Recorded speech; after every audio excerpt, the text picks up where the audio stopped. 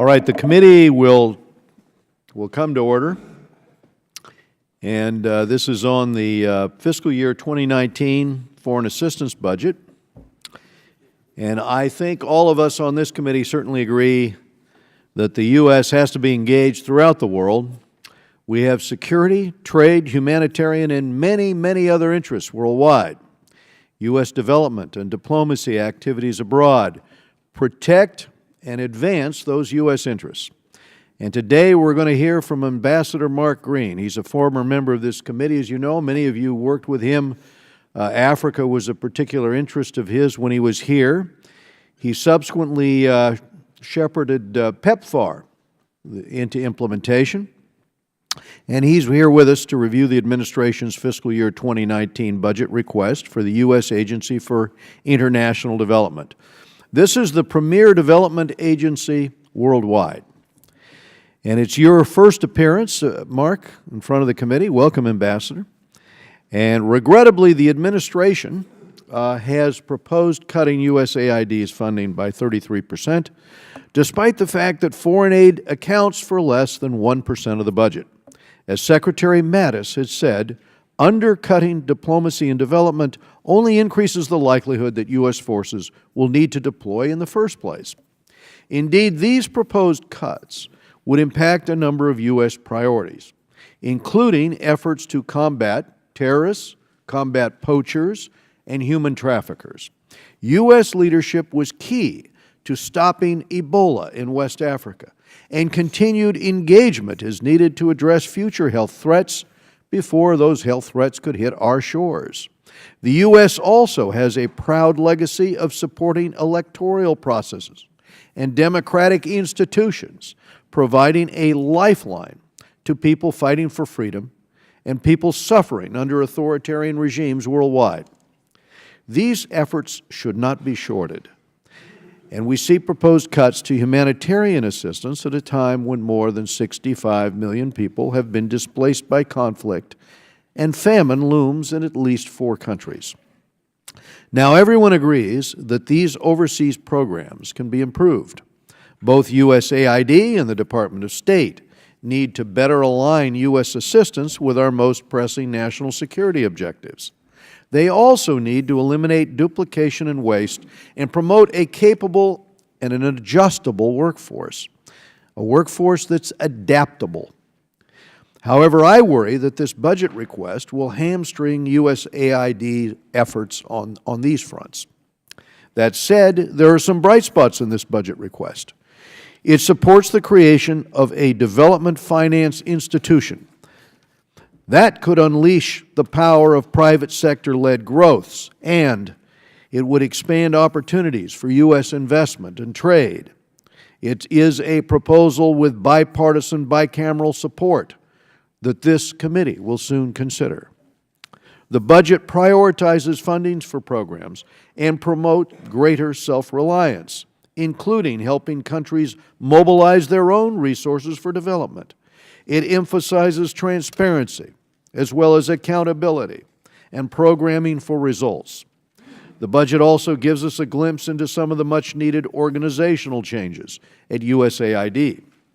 Already, Ambassador Green has improved coordination with the Department of Defense, helping to ensure that development interests are on a level playing field with diplomacy and with defense. Just as aid can't be an entitlement for those overseas, it shouldn't be an entitlement here at home. And this includes food aid, which for too long has been treated as an entitlement for a handful of shipping companies, rather than as a humanitarian program meant to save lives. I look forward to working with the Administrator to ensure that Food for Peace programs are fully reformed so we can stretch our aid dollars further and so that we can save more lives. U.S. foreign aid is a needed tool to advance vital U.S. economic interests, humanitarian ones, and security interests as well. Ambassador Green, I look forward to working with you, and I look forward to working together with my committee colleagues to see that USAID remains a world-class, cutting-edge development agency. And with that, I turn to our ranking member, Mr. Engel of New York. Mr. Chairman, thank you for calling this hearing. Ambassador Green, welcome to the Foreign Affairs Committee. Thank you for your leadership and service. I have no shortage of disagreements with this administration, but I'll give credit where credit is due. You are a great choice to lead the U.S. Agency for International Development. When you briefed our committee members a few weeks ago, I got a clear sense that you understand why development is so important, that the investments we make in these efforts pay huge dividends, that USAID's work advances American values, promotes economic prosperity, and improves lives around the globe. These aren't just nice things to do, they're integral to promoting our security. Healthier, more productive societies, governments that respect the rule of law and transparency, countries that are strong, fair leaders in their regions, all these help us to advance our interests around the world. They deny our enemies the opportunities to exploit vulnerable people and find safe havens in lawless areas, because poverty and lack of opportunity create hotbeds for instability and violence. Ambassador Green, you've been a member of this congressional body, as a member of Congress. You've been our ambassador to Tanzania, president of the International Republican Institute, director at the United States Global Leadership Coalition, board member of the Millennium Challenge Corporation, and now you're our top official dealing with development. You've seen up close what a difference development assistance makes. You've seen how development initiatives help countries lift themselves up, how they prevent crises and conflicts before they start, how they put within touch ends to global health pandemics like HIV/AIDS and tuberculosis. As I said, I think you're a great pick for this job, Ambassador Green, but with a 33% cut to USAID's budget, there's no one, I believe, who could do your job effectively. This budget would undermine everything I mentioned earlier that contributes to our country's security, and frankly, it's just heartless. Food for Peace zeroed out, development assistance cut by 42%, humanitarian programs down by 34%, basic education 53%, more than half, and democracy and governance programs a 41% cut from last year's mark. And beyond the numbers, dangerous policies like the global gag rule are doing real harm. This medieval approach to women's health is causing clinics to close, blocking access to HIV tests, and denying women and girls basic health care from doctors and nurses they trust. It just isn't possible to keep making progress on our international development priorities if we slash the budget by a third. This proposal represents another step in America's withdrawal from the world at a time when our leadership is needed more than ever. Fortunately, it's been clear since the administration submitted its budget last year that there's bipartisan opposition to these drastic cuts, which would undermine our role on the global stage. There are simply too many challenges where America can make a difference. The four famines, the Rohingya crisis in Burma and Bangladesh, Venezuelan refugees fleeing to Colombia and Brazil, the ongoing horror in Syria. These are areas where USAID's expertise is desperately needed and where this budget would hamper our ability to provide desperately needed assistance. And as a reminder, USAID accounts for roughly 0.5% of the total federal budget. So arguments that we cannot afford it just don't fly with me, especially after the President signed a tax bill that blows a $1.5 trillion hole in the budget. And finally, Ambassador, I know as well that you are proposing a lot of reforms at USAID. I just want to ensure that any changes are done to modernize American development and make it work better, not simply starting with a budget number and downsizing to fit it. I thank you very much for consulting with our committee, and I encourage you to continue the dialogue so that we can be part of this process. And I thank you again for your service and your time and the times we've met. I really have a good feeling with you at the helm. So thank you again for your service and your time today, and I yield back, Mr. Chairman. Thank you, Mr. Engel. So this morning, we're pleased to welcome Ambassador Mark Green. He's a good friend. He is a former colleague of this committee. As a matter of fact, when he served on this committee, he was probably the member most engaged in the issues that we're discussing today. This is his first appearance before our committee in his official capacity as Administrator of U.S. Agency for International Development. He has had the opportunity to meet with us previously on these issues as a committee. Mark brings to the table decades of development of experience. I have great confidence in his ability to bring renewed vigor to USAID's critical work. Prior to his appointment, or just prior, Mark was the president of the International Republican Institute.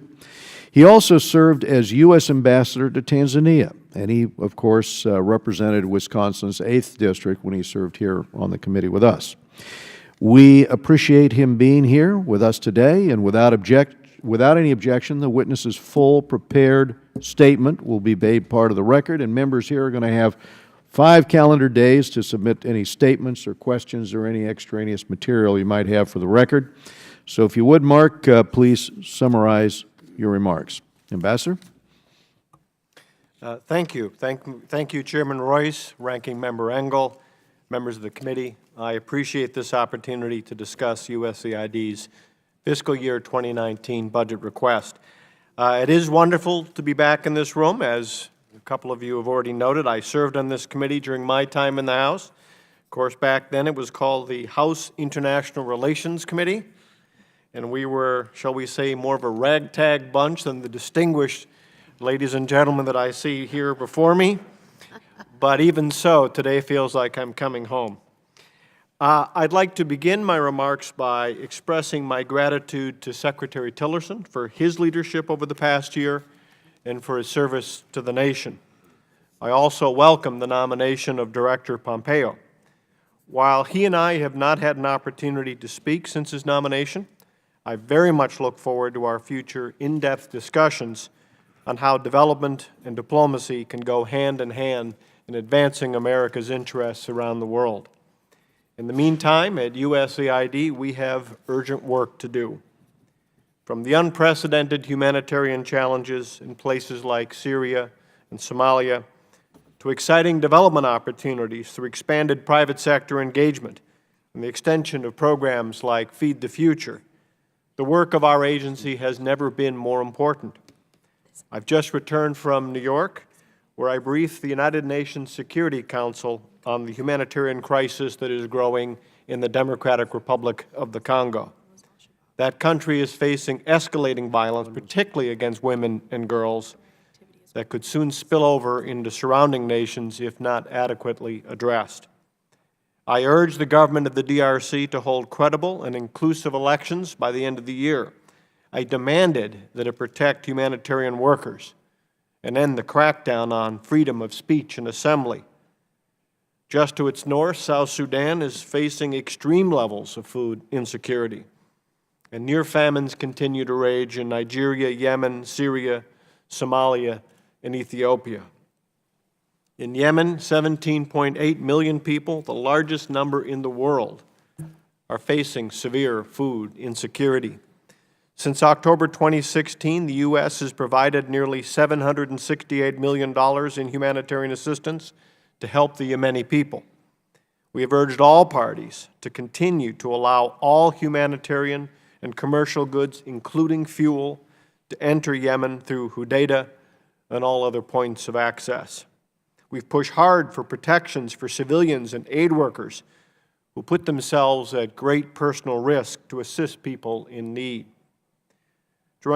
During my first trip as administrator, I traveled to Ethiopia, Sudan, and South Sudan, where I saw how USAID is leading the world's response to these complex humanitarian crises.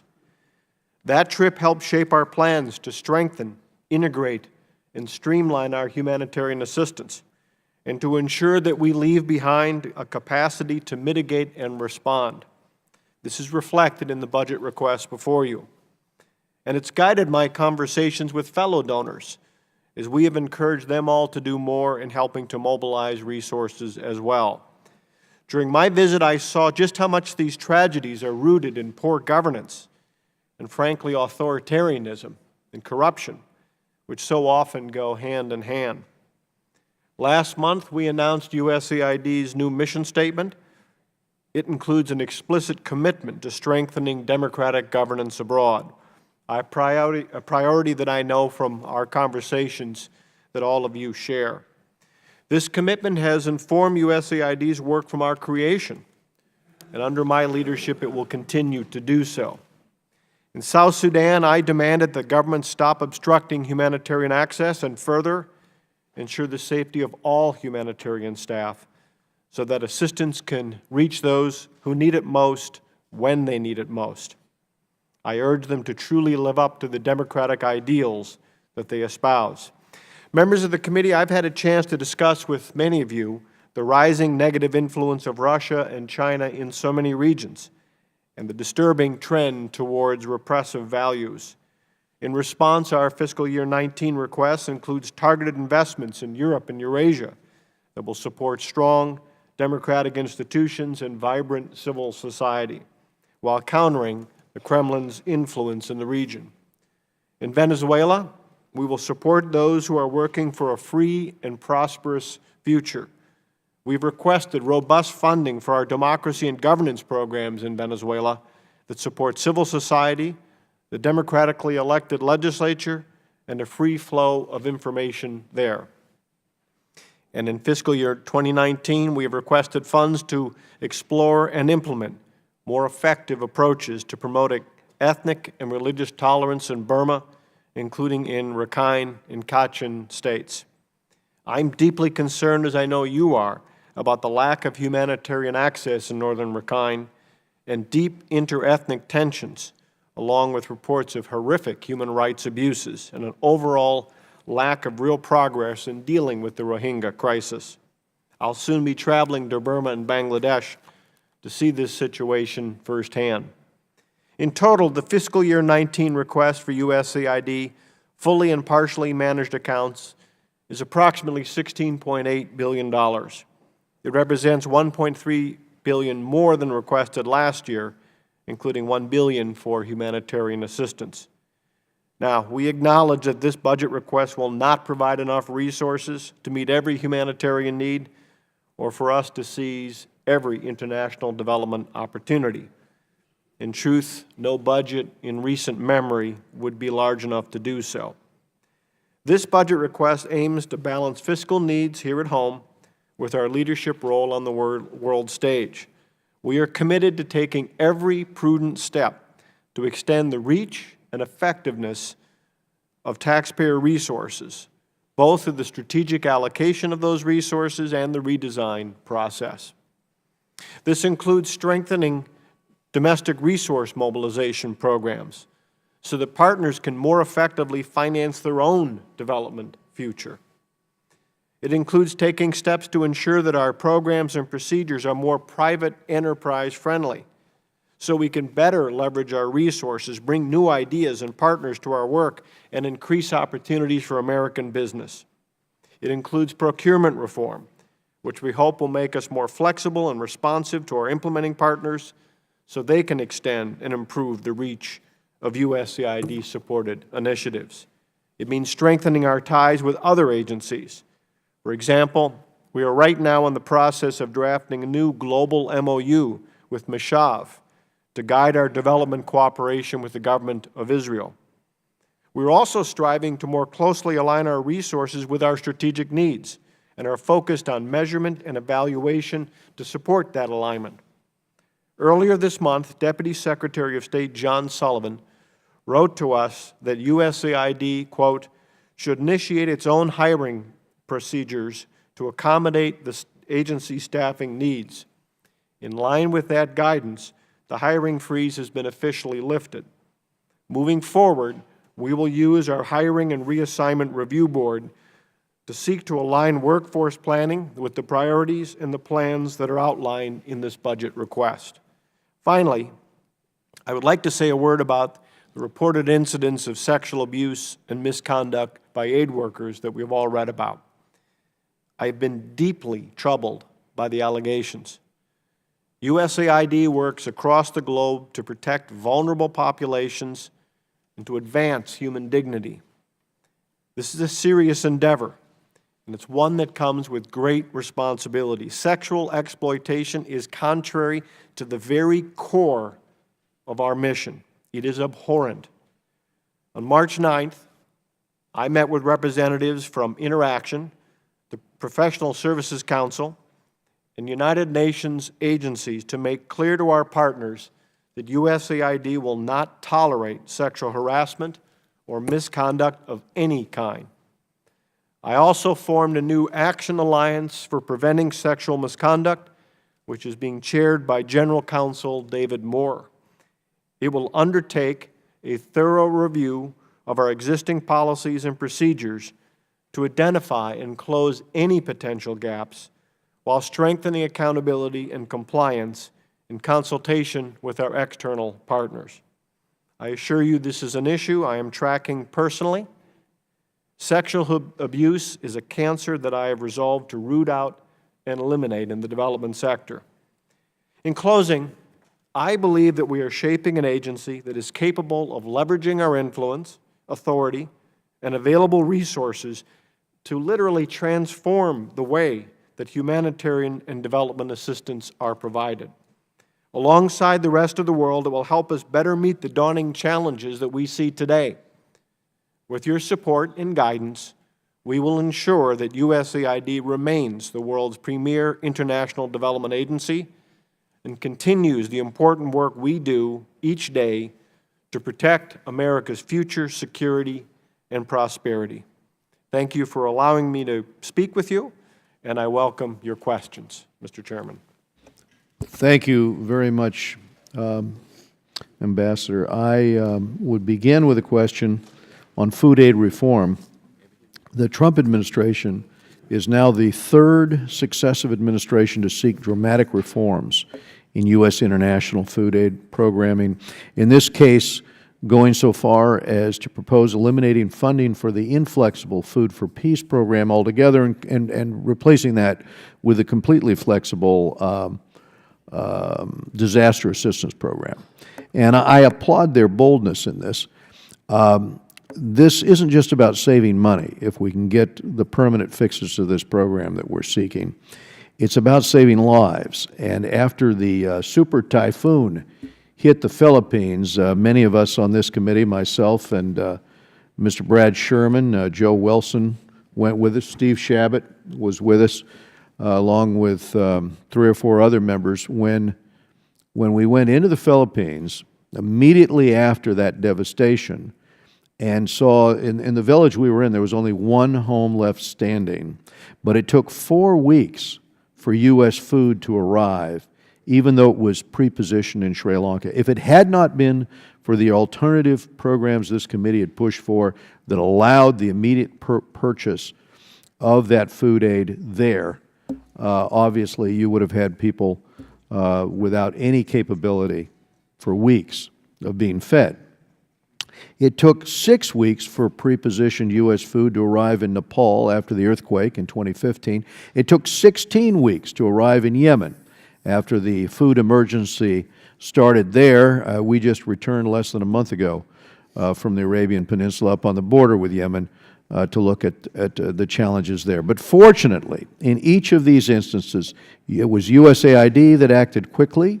You tapped into other disaster assistance accounts so that you could get locally purchased food to people in desperate need within hours instead of weeks.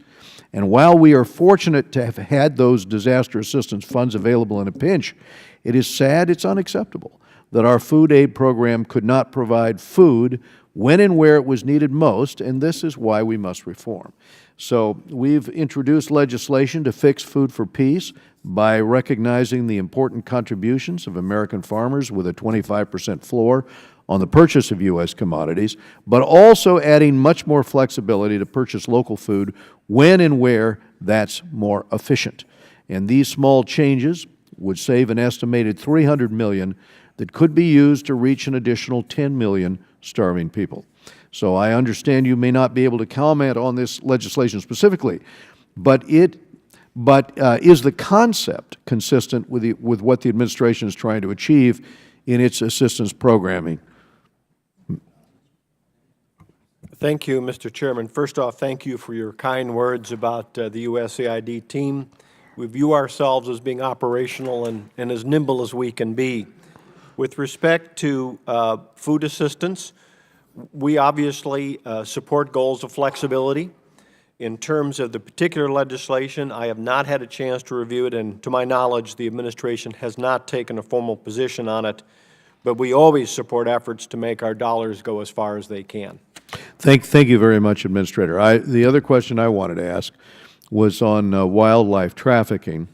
This committee has prioritized efforts to counter wildlife trafficking, and this has become a source of financing, not just for criminal networks, but for terrorist organizations, especially across Africa.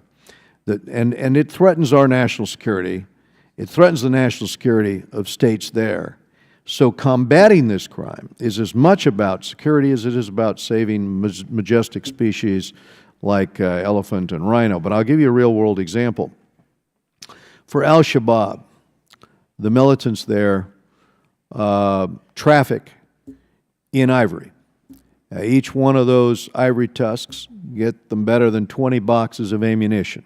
A real-world example, they went into the forests, massacred many of these elephants, trekked the ivory out, got additional ammunition, and then went into Garissa University in 2015, if you recall, when they slaughtered so many of those students. 140 of those students died, but many were also left grievously injured from those attacks.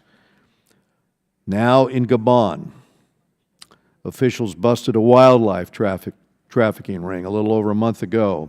That ring was tied to Boko Haram. So, Ambassador Green, how can we continue to address the clear national security threats posed by wildlife trafficking? We've got budgetary constraints here. Your ideas about how to move forward. Thank you, Mr. Chairman, and your own work on this regard obviously is well known and has made a huge difference and helped provide us with some of the tools. So as you rightly point out, this is not simply about biodiversity, as important as that is to all of us. It is about preventing the fuel for organized crime and other nefarious elements. Wildlife trafficking has grown into the fourth most lucrative form of transnational organized crime. And so it is a high priority for us for a number of reasons. So as much as anything, it is enhancing the capacity of law enforcement and game park security enforcement. I think that's the first and most important thing we can do. And working with other agencies, we're heavily engaged in that, trying to help build their own capacity. Also, secondly, it's to reduce demand and build the kinds of global partnerships that your legislation has promoted, but building partnerships to restrict the demand as well. But I'm greatly appreciative that you've raised the profile of this, in particular its linkages to crime. It's something I don't think is well understood. We've passed legislation here to shut down the ivory trade, which is going to help in terms of the demand. But we're going to have to reverse some of the cuts in these programs, because if we're going to stop al-Shabaab, if we're going to prevent Boko Haram, which both have fealty to ISIS, from continuing to build their operation, we have got to reverse engines here and make sure that the programs go forward to shut that down. Mr. Chairman, I look forward to working with you on this. Yeah, thank you. Mr. Engel. Well, Ambassador Green, as you heard me before, I mentioned how pleased I was that you've reached out to us and have worked with us. So I want to say that again. I want to acknowledge a veteran staffer from this committee sitting behind you, Eddie Acevedo, and I know he'll do you well, so I'm happy to see him here as well. As I mentioned before, I've been extremely disappointed by the administration's draconian 33% cut to USAID and also to the entire international affairs budget. I've heard the argument that we cannot solve all the world's problems and that we have to set priorities. The problem is that I think this proposed budget makes it impossible to achieve even our core priorities. The real-world impact of those cuts would be absolutely devastating. Tens of thousands of people will lose access to life-saving medicines and potentially starve to death. And we're talking about a relatively small amount of funding here. The USAID budget, as I mentioned before, is only 0.5% of the total federal budget. So, Ambassador, I know you understand that development, along with diplomacy and defense, is critical for meeting U.S. national security objectives.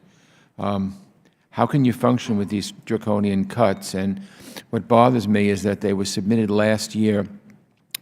This Congress rejected it, and bipartisan rejected it, and we improved the amount, and then the administration the second year, which is now, sends us another proposal for the same draconian cuts that we rejected as a Congress last year. So it just doesn't make any sense to me. And you know, I know you well enough to know that you would always want to function better with more money and be well funded. But how can you function with these draconian cuts? Thank you, Ranking Member Engel. Well, first off, I readily admit that this budget will not allow us to do everything we might want to do in a perfect world, and it doesn't allow us to take on every opportunity that we might see. I recognize that the President in this budget is attempting to balance the needs that he sees in security of citizens, advancing American leadership, and commitment to efficiency and effectiveness. What I can say as administrator, I believe my job is to get the resources that are generously provided to us and do the best I can to make them go as far as I can. We are working very hard to encourage our partners around the world to do more, and I think many of them are. We're seeing increased contributions from Germany, France, particular South Korea, and Japan. Also mobilizing domestic resource mobilization programs to help those countries where we're working better capture their own revenues and resources. I think we're doing more with the private sector and engaging with private sector from the word go to make sure that our programs leverage not only their financial resources, but also the partnerships that they can bring. So my commitment to you is to go as far as I can with every single dollar that's provided. Thank you. I want to ask you a question about Venezuela. A recent Washington Post article stated that the mass exodus of Venezuelans into Colombia and other places is one of the biggest migration crises in Latin American history, and compared it to the flow of Syrians into Western Europe in 2015. I introduced the Venezuelan Humanitarian Assistance and Defense of Democratic Governance Act with my good friend Ileana Ross-Layton, which passed the House in December. I was pleased to see USAID get to work on some of the items in this bill by announcing $2.5 million in new assistance for Venezuelan refugees in Colombia yesterday. It's obviously a good start, but much needs to be done. So what can you tell us about what you're attempting to do in Venezuela? And why has USAID not yet provided direct humanitarian aid to the Venezuelan people through credible NGOs?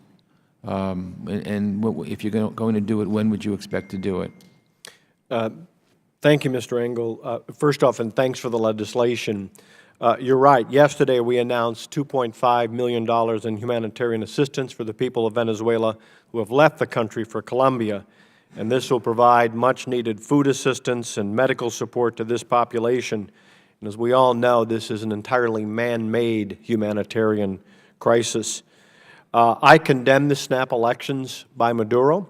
These elections will not be free, fair, and transparent, and all they will do is cause more of a migration and force more and more people. We will continue to support human rights and civil society groups in Venezuela.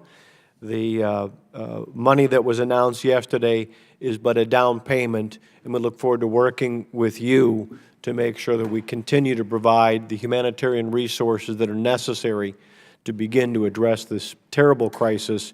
And as you point out, this is a crisis that's largely gone under the radar in terms of the humanitarian fallout and the forced migration.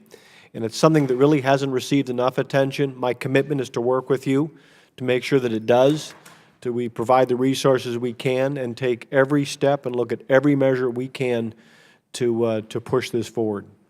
Thank you. And before I go, I want to just mention Syria again. It's just particularly what's happening in Ghouta now and elsewhere, and it's just horrifying.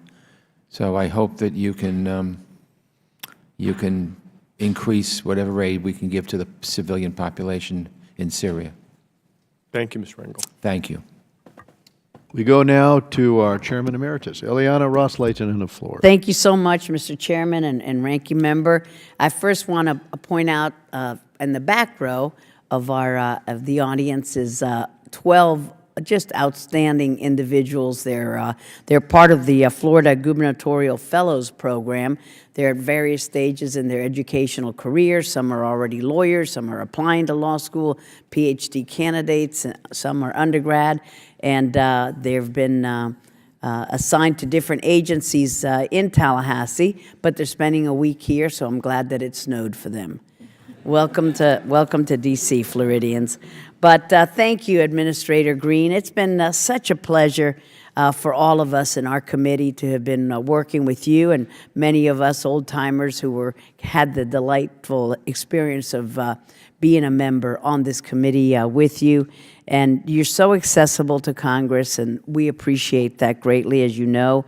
And the opportunities that we've had, all of the members have, to reach you, to find out what USAID is doing in every corner of the world. So thank you so much for looking out for all of us and looking out for all the vulnerable members of the world.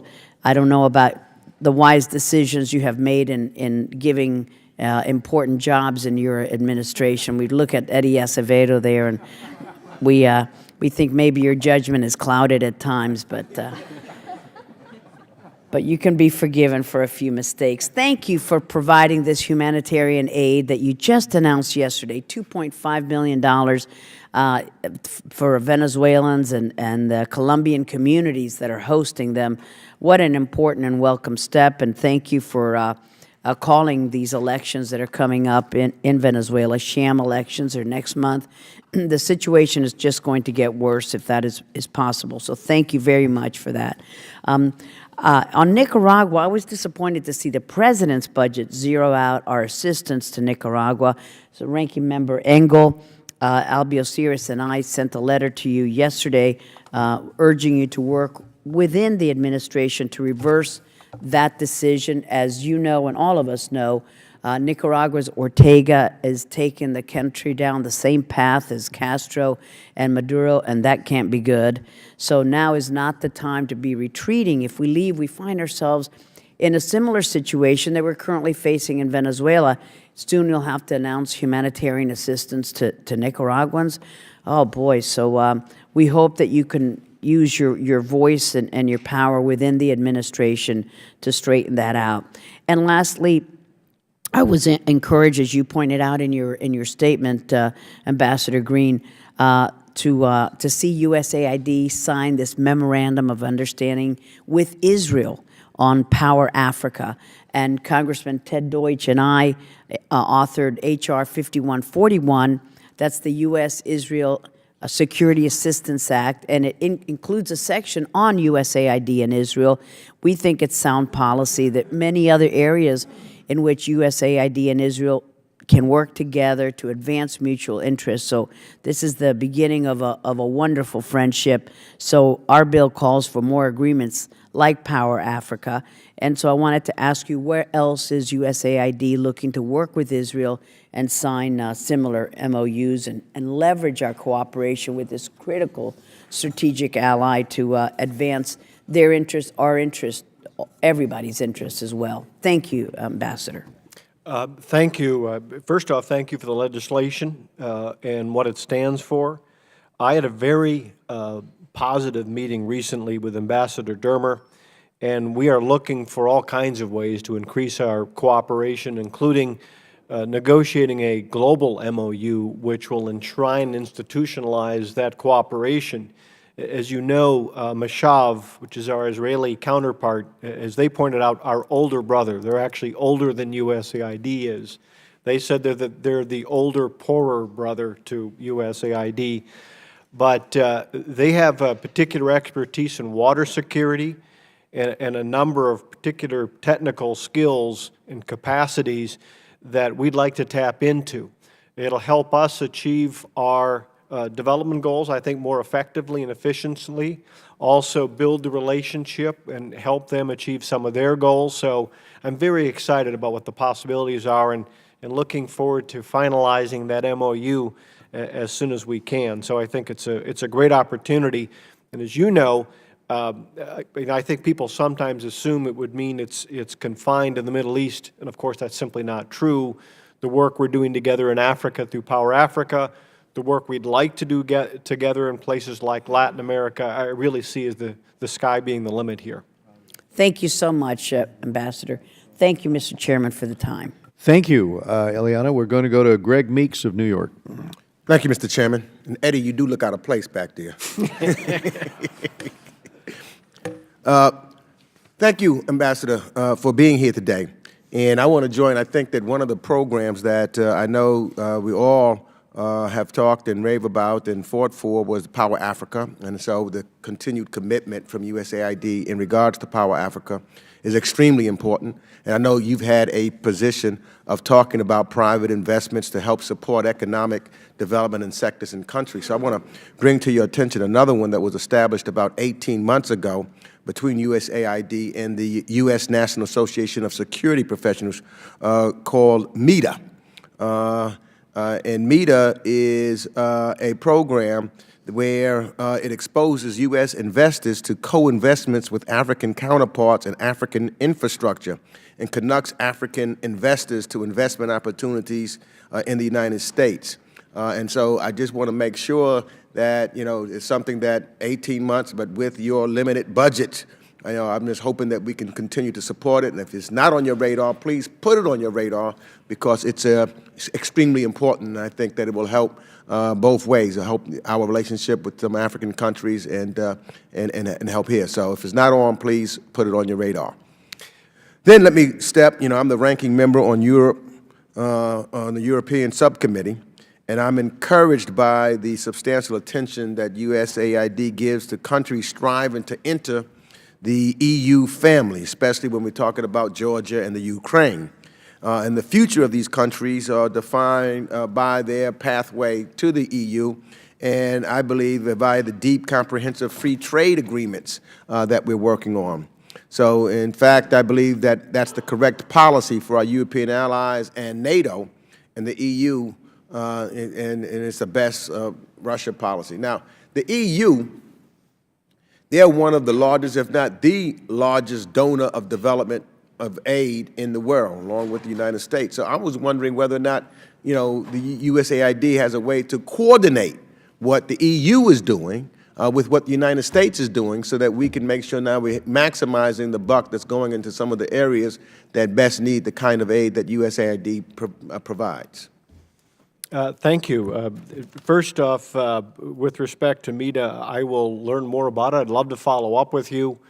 Working with the private sector on co-investment and co-design is particularly important. Really, we want that to be the hallmark of our relationship with private enterprise, moving beyond traditionally simply contracting and granting, which we'll continue to do, but really coming together to get some of the ideas, the new partnerships, and the new opportunities. So very important to us. With respect to Europe and Eurasia, it's an area of particular interest to me. The work that I used to do at IRI, a lot of it was in that part of the world. Countering Kremlin influence is extremely important to us. And I think the best way to counter Kremlin influence is to have success in the areas around Russia. So reinforcing good governance, fighting corruption, economic growth, diversification of energy, I think is very, very important. In terms of our coordination, I recently held a strategic dialogue with my counterparts at DFID, and we're looking for ways to align. I have good relationships with the EU, but we want to make sure that we beef that up even more. We meet with our EU counterparts fairly often, but I think we're entering into a chapter in which the world's major aid agencies and sources really do need to be working to share knowledge, to look for partnerships, to co-design, to co-invest. So you have my commitment to keep building on that. I think it's very important, and it really is a great way of reinforcing the Euro-Atlantic alliance, which is the pivot point around which the world turns. Thank you. And let me just ask this last question, as my time is about to run out. I'm concerned about, especially with the cuts, when you look at the storms that had happened, there's no assistance for the post-hurricane reconstruction in the Caribbean. And so I'm wondering whether or not there will be, and I believe that was short-sighted because we need those as allies also, but will you use existing funding to make the Caribbean countries more resilient to future natural disasters? A great question. So in response to the terrible storms, and as you know, it was a convergence of storms in so many ways there, we responded immediately with DOD in providing humanitarian assistance, including substantial food aid that we provided. So we did that almost immediately. In terms of longer-term reconstruction, that's something that we are working with the World Bank on, not so much that we're doing ourselves. We don't have resources for that. But we are looking for ways to build the resilience of these countries. My view has always been that as important as humanitarian assistance is, the real compassion comes with helping to build the resilience of those countries and those governments to withstand future shock and to be in a position to help themselves. It's good for them, and it's certainly good for us. So we'll look for ways to do what we can to build resilience in those areas. Thank you. Thank you. We go to Mr. Steve Shabbat of Ohio. Thank you, Mr. Chairman. And again, welcome, Administrator Green. You had mentioned, I think, early on that you were here. We were sort of ragtag. I was one of those who was with you back in that time. I can assure you that we're still pretty ragtag, and so things haven't changed that much. But we appreciate you being in your position, and people have commented on Eddie, and we wish you the best, Eddie. We know you're going to do a great job there as well. And all those things that were said kind of in jest is because we all How much has he paid you guys? That's right, not enough. But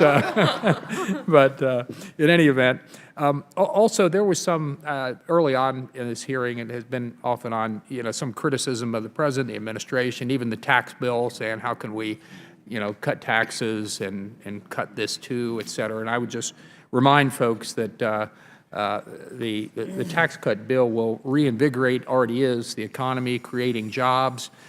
People that are now working can pay taxes back in, so it isn't dollar for dollar, but a lot of that tax cut is ultimately paid for by a reinvigorated economy, job creation, and the revenues that come back into the government.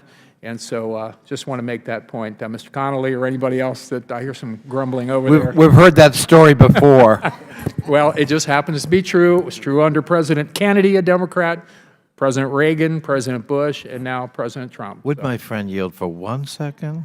I'm debating whether I should or President not. Reagan had to raise taxes 5 times to make up for the red ink. I know. That Okay, tax cut President cost. then the forced him to committee do it, hasn't but- changed that much. And believe it or not, we're friends. Reclaiming my time, Still, we are still friends. I'll give the gentleman an additional minute, but occasionally we're still ragtag around the edges a little bit. Administrator Green, thank you. Hell true. But reclaiming my time, thank you very much. And and then relative to the actual cuts here, I think we ought to be also clear about this, that, we have a $20 trillion debt. Now I think it's went up to 21. And so it is appropriate. I would give the administration credit for at least attempting to look at all parts of the budget and see where we can save money. Now, they're a separate branch of government. A lot of times that budget that they sent over here is referred to as debt on arrival, and it is appropriate that the legislative branch, a separate branch, look at that budget and make changes and modifications, which it has here. Now, because of oftentimes what we spend is CRs and omnibuses and things, I would note that I think last time, in essence, those cuts didn't occur. at least to any considerable degree. So the funding did go out to those important programs, and in all likelihood will this time as well. So even though it's appropriate for all those that are trying to positively impact people around the world who really need the help to bring it to our attention, the reality is that I think our government will continue to help folks who really do need it around the world.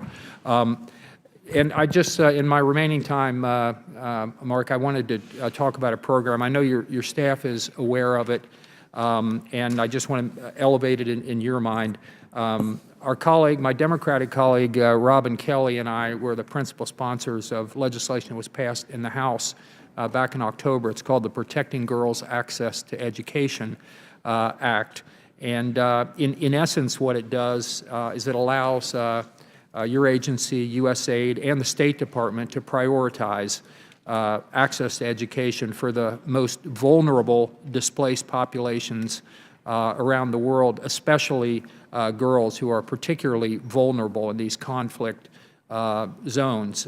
Places like South Sudan, Syria are modern examples right now, but it happens all over there depending on where the instability is. And they're really vulnerable to a whole range of things, from exploit, if they don't get a proper education and it's unstable and they don't have any kind of skills to support themselves, they're subject to exploitation, to human trafficking, to forced child marriage, and a whole range of other things. So I would just urge you to discuss that with your folks, make sure that you're fully up on that. And we're awaiting, as we are in so many things, Senate action. We understand the votes are there. It's just a matter of them ultimately passing this legislation. I don't know if you have any comment that you'd like to make there, but.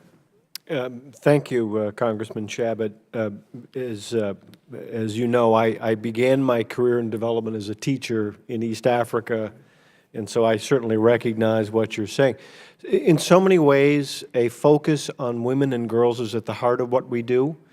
Not only is it a matter of gender equity, but it's smart development.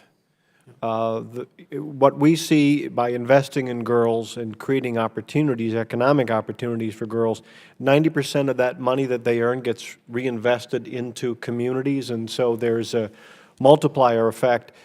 But also, in so many ways, it's smart global health.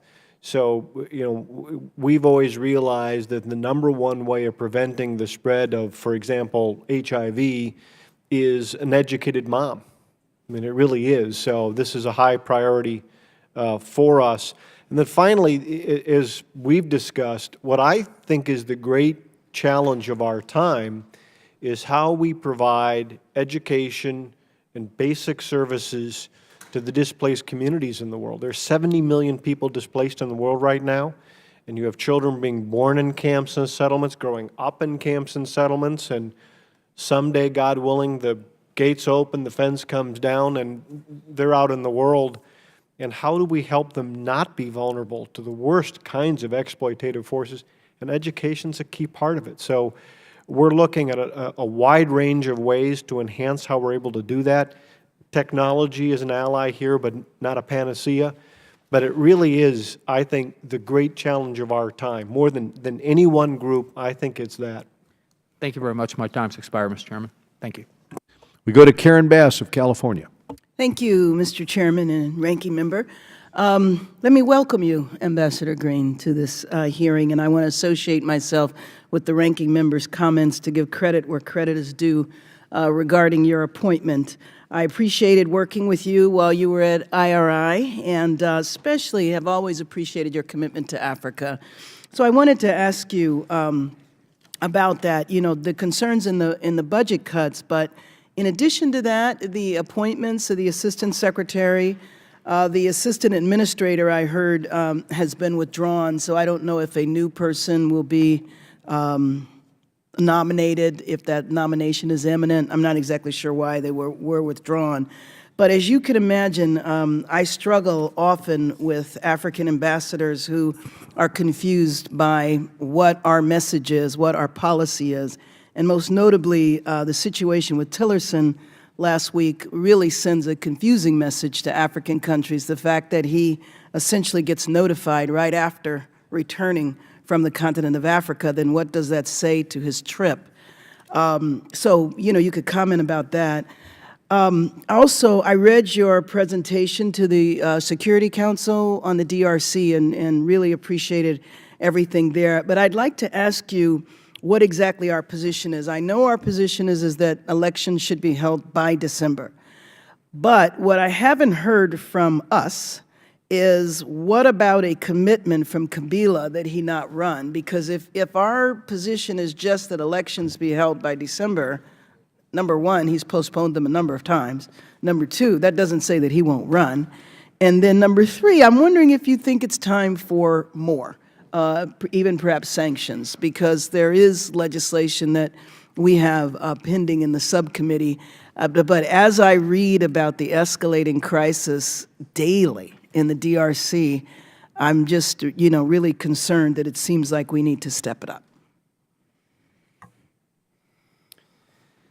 With respect to the DRC and my appearance before the UN Security Council, first, I'm careful to stay in my lane as the aid administrator and not permanent rep. That's true. But I will say this. You saw my comments, and yes, they were pointed. What strikes me, actually, we were talking about this morning, the similarities, Venezuela and DRC, in the sense that you have two nations which should be contributors and donors in the world. Right. And look where they are, and they are entirely man-made. Corruption, authoritarianism. In the DRC, the gender-based violence it's almost unimaginable what we're seeing. At the same time, we have a regime which, according to a number of outside observers, Mr. Kabila, his family has 450 miles worth of diamond concessions, and 80 of the largest companies in the country he owns in whole or in part, while kids can't go to school, while we're seeing the violence against humanitarian workers. We lost an American last year. Right. It's as dire a situation as can possibly be. Part of what my message was to the Security Council is the humanitarian catastrophe is clear, and we should all do our part. But we should not think that simply providing humanitarian assistance is either a solution Exactly. or is truly compassionate. A lot more needs to go with it. And so I look forward to working with you further on this. It is an area of great interest and concern to me. And I'm also worried as we see things playing out, the violence, especially leading up to the election.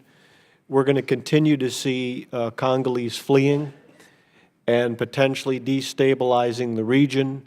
So this is an international crisis. It's not simply a matter of a bilateral crisis. Let me get one more question in. You mentioned gender equity, and I was wondering if the programs like AWEP, that was a USAID program, if that program is still in place, and if some of the other gender-specific programs in USAID are still in place, or have they been cut or eliminated?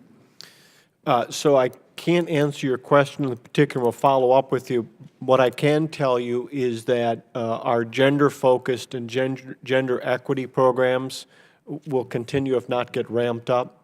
We are looking to have the gender lens being one through which basically every program flows. Right. Again, it's sound development logic in addition to being a core value, American value. Mm-hmm. It's awfully important for achieving any of the goals we're hoping to achieve. Thank you. Go now to Joe Wilson of South Carolina. And thank you, Chairman Ed Royce and Ranking Member Elliott Engel, for your leadership, and welcome back, Ambassador, Congressman, President, Director, all the titles that you have so well deserved. Usually when someone says that, there's something coming afterwards. Well, hey, with Joe Wilson, it's just going to be positive, okay? And so, because I know Mark Green, but congratulations on your success, and truly an indication of that is Eddie Acevedo. We're so used to him sitting behind us, and making sure that we do semi-correctly. So we just appreciate his service, and he, of course, is a key aide to Chairman Ileana Ross-Layton, and truly helped her become one of the most effective chairmen we've ever had for foreign affairs. Now the question, and I want to thank you for your leadership here in Congress for the Millennium Challenge. What a extraordinary success story that's been. The administration has correctly provided strong support for the people of Ukraine, most recently by agreeing to sell Ukraine Javelin missiles to defend its people and territory from the Putin aggression. Ukraine's reform efforts are underway in many areas, especially combating corruption. What are your plans to use the extensive U.S. assistance program in Ukraine to ensure that the government fully implements the reforms it's agreed to, especially concerning corruption? Thank you, Congressman. So in terms of our work with Ukraine, I think there's tremendous goodwill, both sides of the aisle, multiple administrations towards Ukraine and Ukraine's success.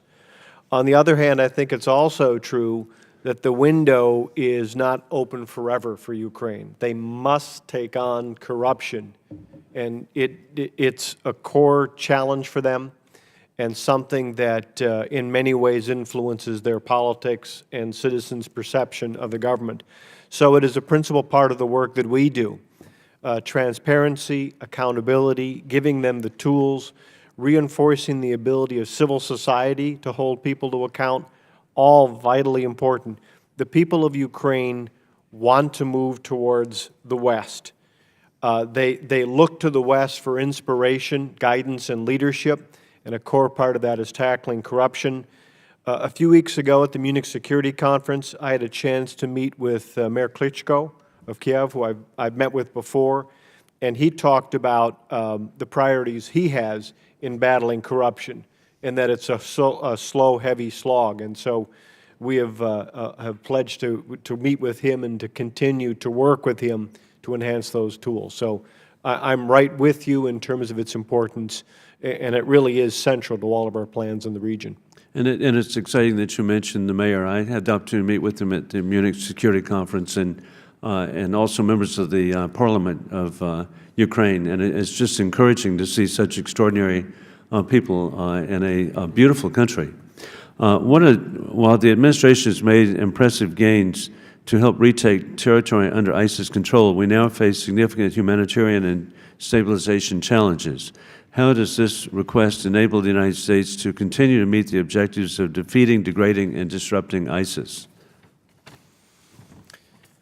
Thank you for the question. So in places like Raqqa, Syria, that I visited some weeks back, there's a couple of parts to it. First off, humanitarian assistance, which we provide.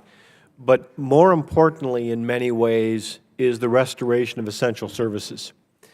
I had a chance to go with General Votel of CENTCOM to Raqqa, and first off, I have to tell you, the devastation I saw was almost incomprehensible. I've never seen the extensive devastation like that anywhere in the world. As far as you can see to the horizon, buildings are leveled. And yet, when you go to the IDP camp, which I did, Raqqans told me over and over again they want to go home. They want to move back to Raqqa. They're homebound. And so I would ask them, what will it take for you to move back home?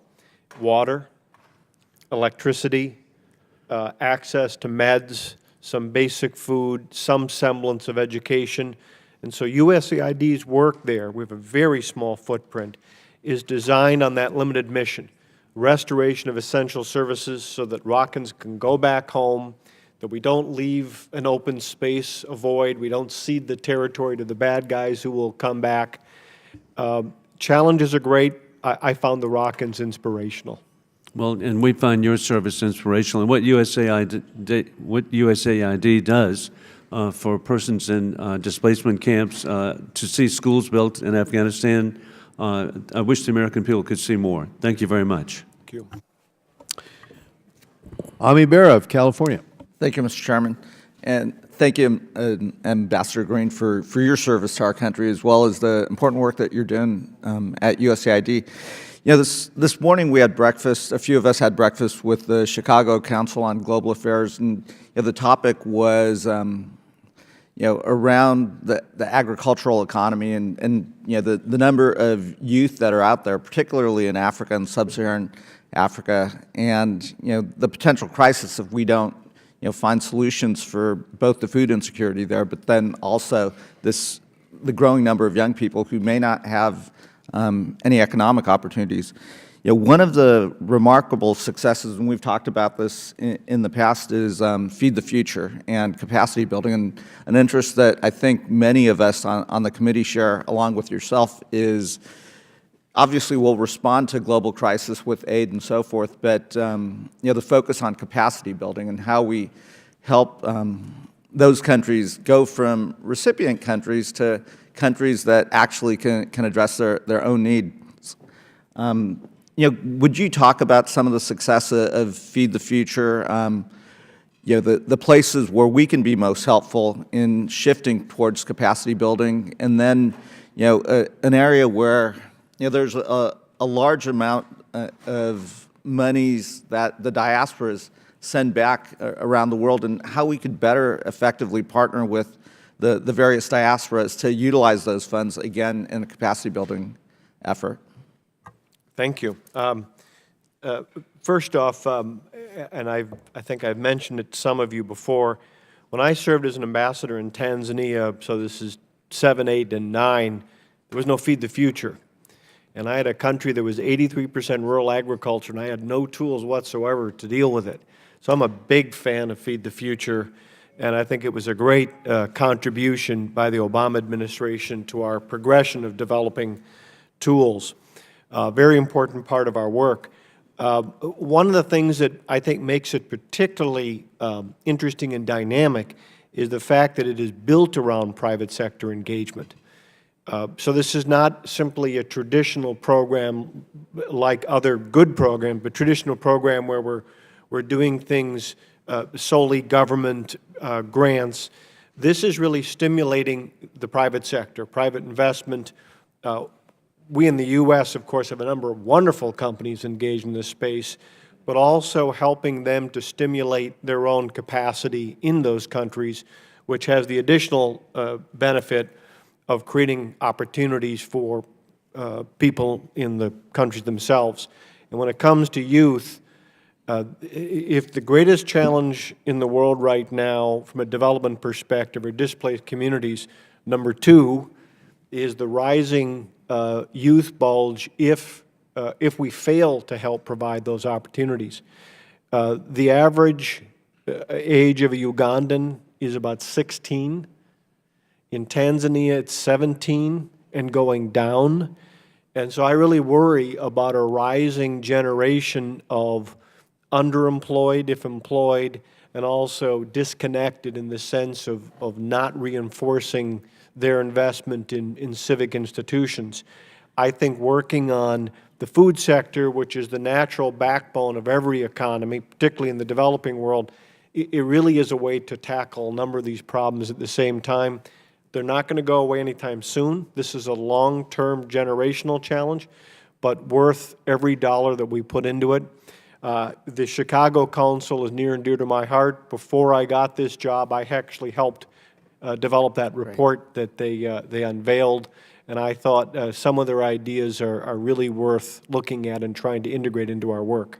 Excellent. And then in the brief time I have left, the second question was monies from the diasporas that are here that are flowing back, how we could better partner with diasporas to address some of these. You know, it's an area that we have simply not done as well as we need to do. I know working with my British counterparts, DFID, they actually, diaspora communities are a bigger part of the work they do, and maybe because of the Commonwealth, we simply have not done this as well as we need to. So it's something that we're actively looking at, particularly Western Hemisphere. The diaspora is a little closer in some ways. But I think there are all kinds of technology transfer opportunities, really ways of helping everyone gain. Our neighbors need to succeed. Obviously, it's important for our security and our economy. Great. Thank you. And Thank you. We go to Ted Poe of Texas. Thank you, Mr. Chairman. Ambassador Green, it's good to see you. I want to reiterate what many of the members have said about your work in this entire area. It is not a job for you. It is a calling, a cause, a passion, and you are intense about it. And I think that is why members on both sides admire what you do for so long. So thank you for that. I want to make 3 comments. One, it seems to me that many of the world's issues, primarily in the developing countries, centers specifically on one word, and that is water. And the lack of clean water affects everything. It affects health, it affects development, it affects crops, affects everything. And I want to commend you on the WASH program and all of the NGOs that are working to get clean water throughout the world. And I think it's also a security issue as well. As we know, women in Africa many times have to walk miles to get water. Those water wells are guarded by criminals, and to get the water, they are abused, and then they have to repeat that in a couple of days as well. That's awful that we live in a society in the world where that happens. The other item that I wanted to mention to you, and then I have a question. I recently met with the 3 speakers of parliament of Georgia, Ukraine, and Moldova. All 3 of those countries have portions of their nation occupied by Russian troops. They have many things in common. They are, I believe, very concerned about which direction each of those 3 countries, but the 3 of them together, are going to move. Are they going to go move back to the Russian bear, or are they going to move to the west? And I think it is not only a humanitarian issue, but a political issue that the United States shows support for those 3 countries getting rid of the corruption and developing their nations to be a more pro-democracy, corrupt-free institutions. Still, as we know, occupied by Russian troops, and probably will be for a long time. One issue that I want to talk about, though, is Pakistan. The United States has been sending lots of money to Pakistan forever. We do military aid, we do military sales, and then we do foreign assistance. There's a $335 million in the proposed budget for Pakistan, supposedly for countering violent extremism in Pakistan. 2 comments and then a question, actually. A recent general said that the United States will probably be in Afghanistan indefinitely. That's another issue, but it's troubling to me that that seems to be our policy. The Afghan president recently said before the United Nations, and you might have been there when he said this, that the center of Taliban terrorism in Afghanistan is from Pakistan.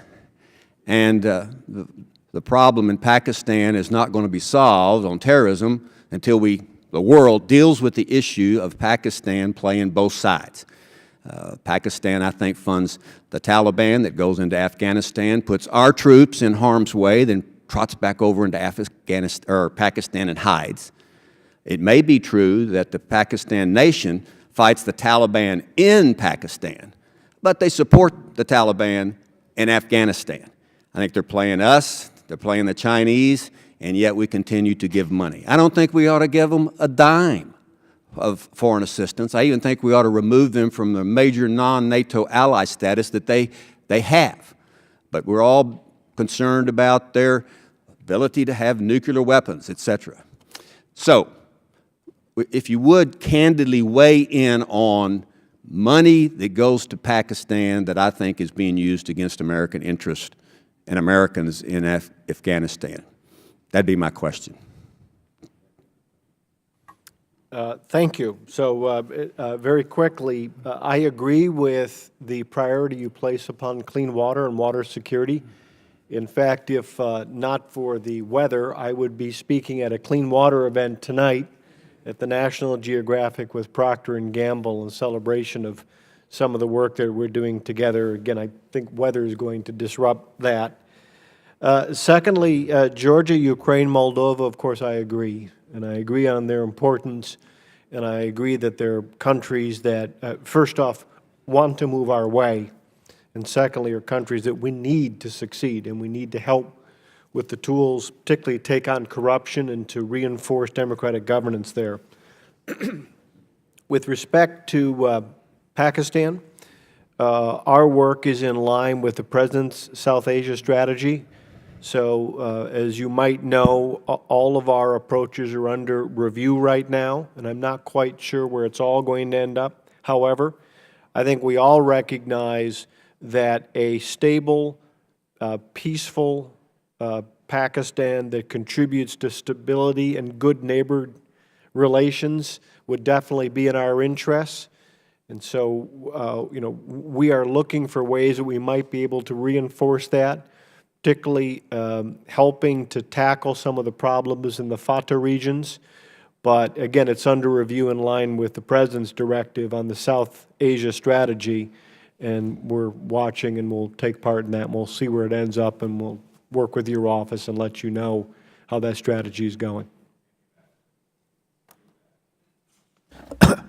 Lois Frankel of Florida. Thank you, Mr. Chair, and thank you for this. Thank you, Ambassador Green, for your being here, for your service. I agree with the generals and our chairman who say we cannot bomb our way into peace. So I appreciate what you do. I want to start by thanking you for addressing the sexual abuse at Oxfam, the USAID partner. Just to let you know, coincidentally, our bipartisan Women's Caucus had a hearing this week on sexual harassment. Talking about our country, where we have plenty of it. The testimony was absolutely shocking how pervasive it is. I do want to tell you this, so all the experts agreed that you must have leadership at the top to stop it. It's an imperative, so thank you, and keep that up. I think you have intimated, and others have intimated, that when women succeed, the world succeeds. And sadly, women are being abused and exploited in all parts of the world. Rape as a tool of war, child marriage, genital mutilation, human trafficking, child marriage. I thank you for your wise comments on education. I want to stress that access to health care is also a necessity. And I am in a distraught, I am distraught by what I see as our President's misogynist policy and backstepping policy on women's health, which I believe is a looming disaster for women, not only in this country, but for all over the world. Slashing international family planning assistance by half, cutting maternal health programs, expanding the inhumane global gag rule that forces health care providers to cut services for women, cutting off funding to the UN Population Fund. With the global gag rule, this administration has gone further than ever, and we know that past versions have resulted in the rise in maternal deaths and unwanted pregnancy. And so expanding this policy to all U.S. global health assistance, I mean, from millions to billions, is going to be particularly hurtful to women and their participation in communities. I have a couple of questions for you along these lines. We talked to Secretary Tillerson. He was in front of our committee some time ago, and we asked him to share an analysis of this new global gag rule policy. We got a report. Basically, the report talked about implementation, but did not get into it all, the impact. And so we're looking to understand what will the impact be on in terms of maternal mortality, HIV, nutrition services, with the expansion of this gag rule. In terms of the UNFPA, works in 150 countries, to provide critical services to women, including maternal care, to treating survivors of sexual violence, and combating harmful practices like female genital mutilation. For example, in Jordan's largest refugee camp, we've seen more than 7,500 babies have been born without a single maternal death, because, in a large part, because of their work. And so my question to you on that front is, are you, or how are you, redirecting USAID funding to make up for cutting back on the UNFPA? All right, that was a mouthful. I know you can answer it. Thank you. Thanks for the questions. Let me begin just very briefly by, again, reassuring you that sexual harassment and sexual misconduct will be something that I pay personal attention to, and we're going to continue to make sure that our approach is unmistakable. Shortly after I arrived as administrator, we sent out an executive order globally to make that clear. And I spoke to, a couple of weeks ago, to all of our mission directors on a phone call, made it clear, and also called on them to bring in our implementing partners in the field, mission by mission, to reinforce this message. So there is no doubt or uncertainty whatsoever. And you're going to have to keep that up. Absolutely. This is an ongoing process. This is not a one-off. And we're going to, and we'll be happy to brief you on some of the steps that are coming out of our new alliance that we're putting into place. Secondly, you've been very passionate, and we're in our private discussions on the topic of family planning. And as I assured you then and reassure you today, the report that you have seen was a 6-month report. Data we had is grants came up for renewal or supplementation. And the plan is for at the end of this year, when we'll have much more information, that we will, working closely with the State Department, they're the lead on this, have a more in-depth report, and we'll be happy to come and brief you as we did with the first report. Then finally, with respect to this budget, the fiscal year 19 request has in it $302 million for family planning, which it did not request in the previous and the fiscal year 18 budget. So with protecting global life and global health in place, the new monies have been provided. And what about the work of the UN Population Fund? Well, as you know, while we're not participating, other donors can and are. I don't think that's a satisfactory answer, but thank you for it. Scott, Being here. Mr. Scott Perry of Pennsylvania. Thanks, Mr. Chairman. Ambassador, we're honored by your presence today. I come at this from the sense that democracy, or Western-style democracies at some level decided by the host nation, is the best circumstance for long-term and sustainable development, and that those type of institutions provide best for citizens' needs decided in their countries. It's crucial for development. And through the aid that we provide, the United States has an opportunity to promote those effective, accountable, and responsible democratic institutions, and that in doing so also reduces the country's need for dependence on foreign aid, and particularly U.S. foreign aid. With that, and the importance of democracy and good governance, I think we both recognize the appropriate level of oversight that's necessary and promoting those things. I want to give you 2 examples. One is Macedonia, or some people say Macedonia.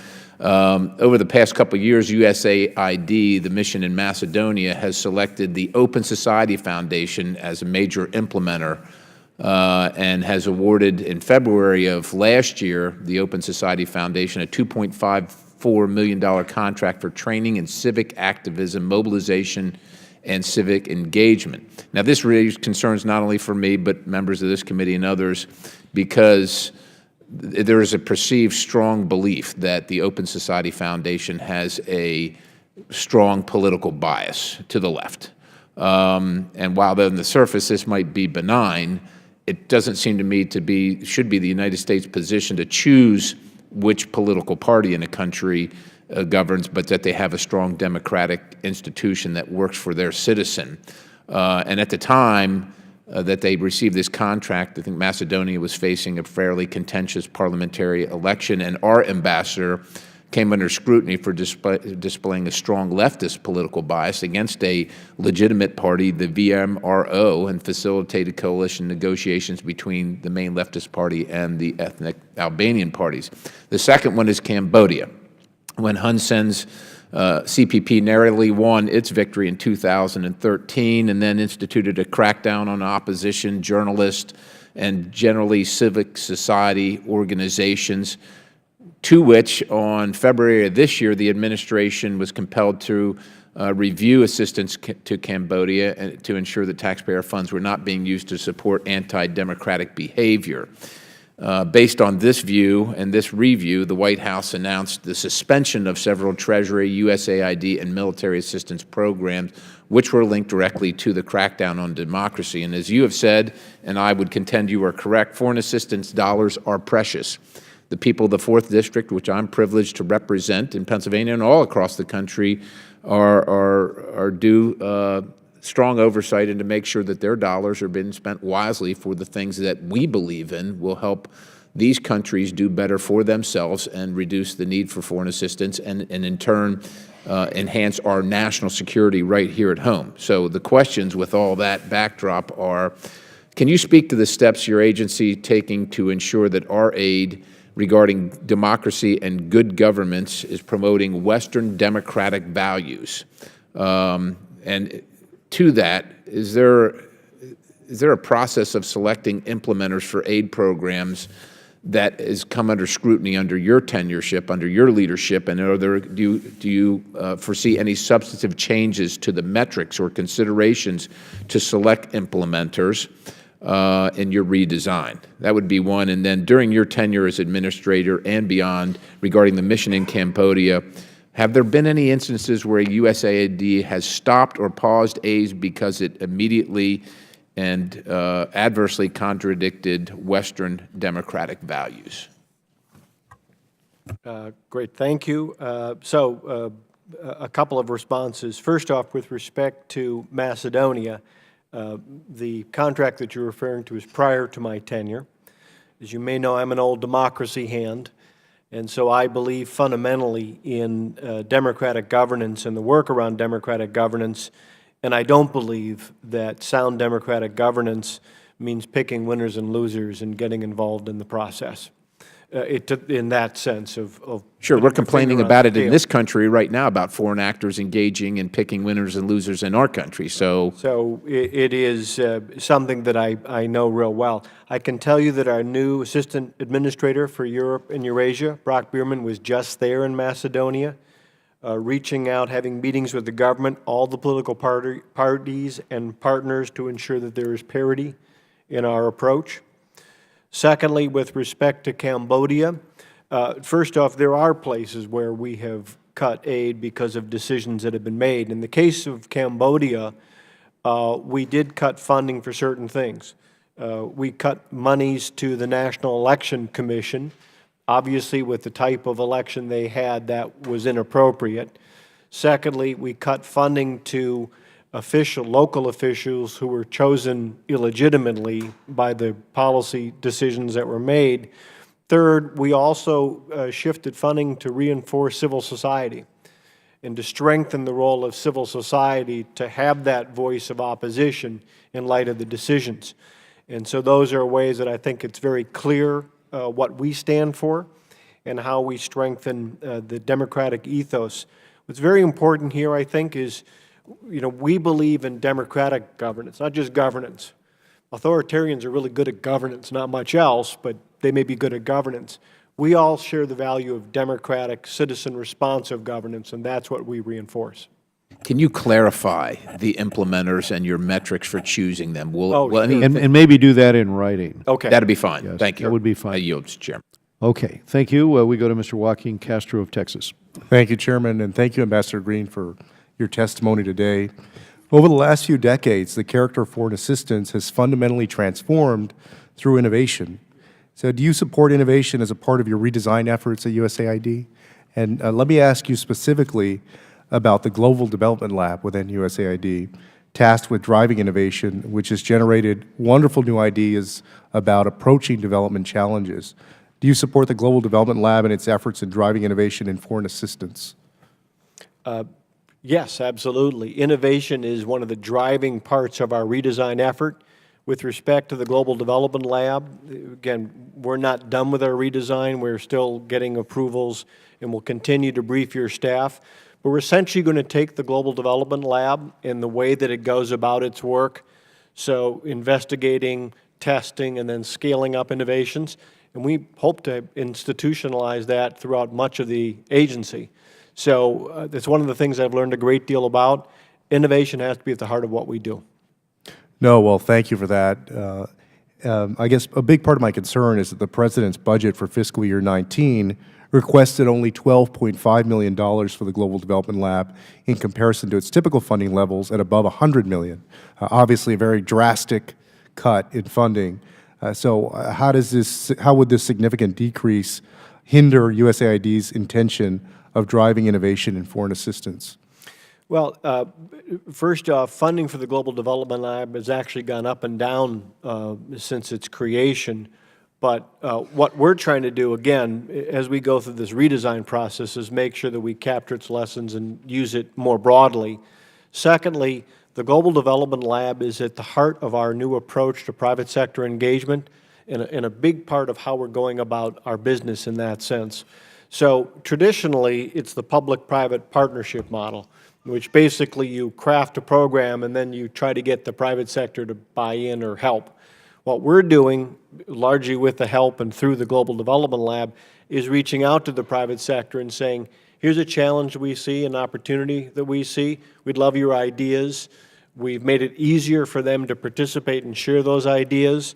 And then with the Global Development Lab, and again, we'll be expanding its work, we're able to test those ideas and put together the best ideas forward and make the funding more nimble. So we're doing our best to take all that you're pointing to in the Global Development Lab and raise it and extend it. You're basically crowdsourcing, putting out a challenge and crowdsourcing the best ideas to solve these development. I have learned so much in my travels, seeing some of the inspirational innovations in places like India. It really is quite exciting. And we've talked about how do you transition in the future. In other words, as countries advance in their development journey, at some point, like India, they don't want food aid, they're not looking for money, they're looking for help, technical assistance around these innovations, and that's great. I mean, that's a wonderful place for us to be, and using some of the lessons that we've learned here is at the core of it. And the chairman and the ranking member both mentioned our concern about any kind of decrease in foreign aid at this point, particularly as China is growing more ambitious in its alliances around the world and its own development work around the world. So what are your thoughts on, American foreign assistance with a rising China out there? Well, twofold. One, we recognize we'll never have enough money to take on every challenge, humanitarian development. We all recognize that. But number two, what you're pointing to, I think, is very real.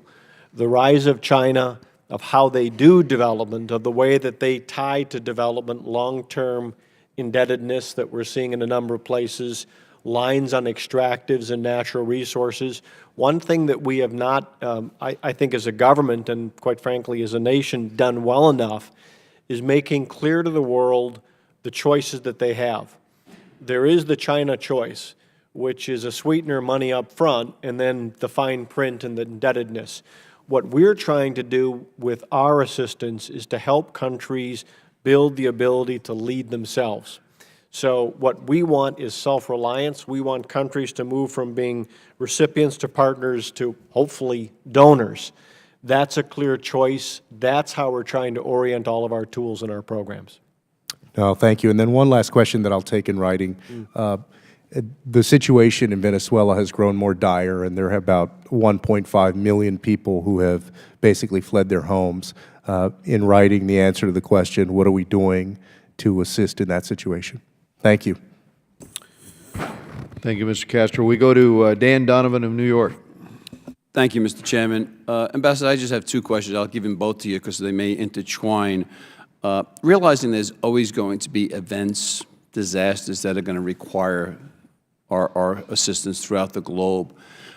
Some of the things that we've addressed in the past, in your experience, and I know you've only been there for 6 months, but through your entire career, are there any of these areas that need our help? Have we found a solution for the people? Are there anything that we use our efforts so that we don't have to go back and help people again because they're able to help themselves?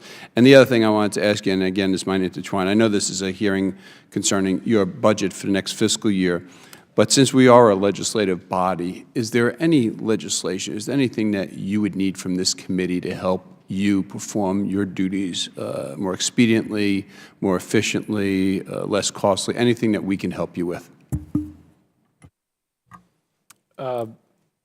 First off, secondly, with respect to the second question that you've asked, I will come and see you. I'm sure that we will have many such suggestions and requests, and I really do seriously appreciate the offer. First, with respect to, I guess it's progress, results, where have we seen things problems addressed? Perhaps the best example I can give you from my tenure is my first visit overseas, which was to Ethiopia. Ethiopia is a country that's going into its 4th consecutive year of drought, and yet it has not fallen into full-scale famine. And part of the reason for that, we think a big part of it, is the fact that we have worked with local business leaders and governments to strengthen their resilience to withstand future shock. So we have livelihood programs, water technology that we share, and that's a great story. So it's the famine that hasn't occurred, knock on wood, hasn't occurred yet, made a real difference. Secondly, I take a look at the extraordinary advances that have been made in fighting malaria. The progress, the reduced mortality in Africa is incredible. Now, I'm a malaria survivor myself, and when I lived in Kenya years ago, malaria was a fact of life, and someone died, it seemed, every other day from malaria. And yet, through, in large part, the generosity of the United States, but the technical assistance and the proven technologies made enormous strides. And so that has unleashed economic strength in many of the countries that have been afflicted by malaria for so long and given them real hope. So it's the class time that you don't lose. It's the work days in a business setting that you don't lose because of the investments that have been made. So there are a number of great success stories. The challenge is that the humanitarian needs that we all see right now are so daunting that I think it sometimes overwhelms in the public's mind the successes that we have seen and the progress that we have made.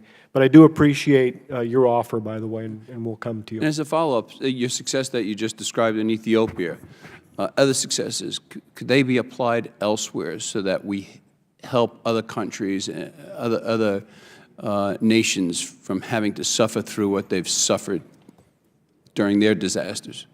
Absolutely. Among other things, when I was ambassador in Tanzania, when I would meet with groups in the country, I would almost always begin the same way. I'd say, look, I'm not saying we've got all the answers. I'm saying maybe we've made all the mistakes and you don't have to make the mistakes that we've made along the way, and share our technology, and including the tough lessons we've learned the hard way. USAID is built around learning.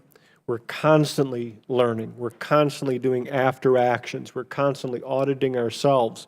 We partner closely with our OIG to make sure that we're doing things the most effective, efficient way we can.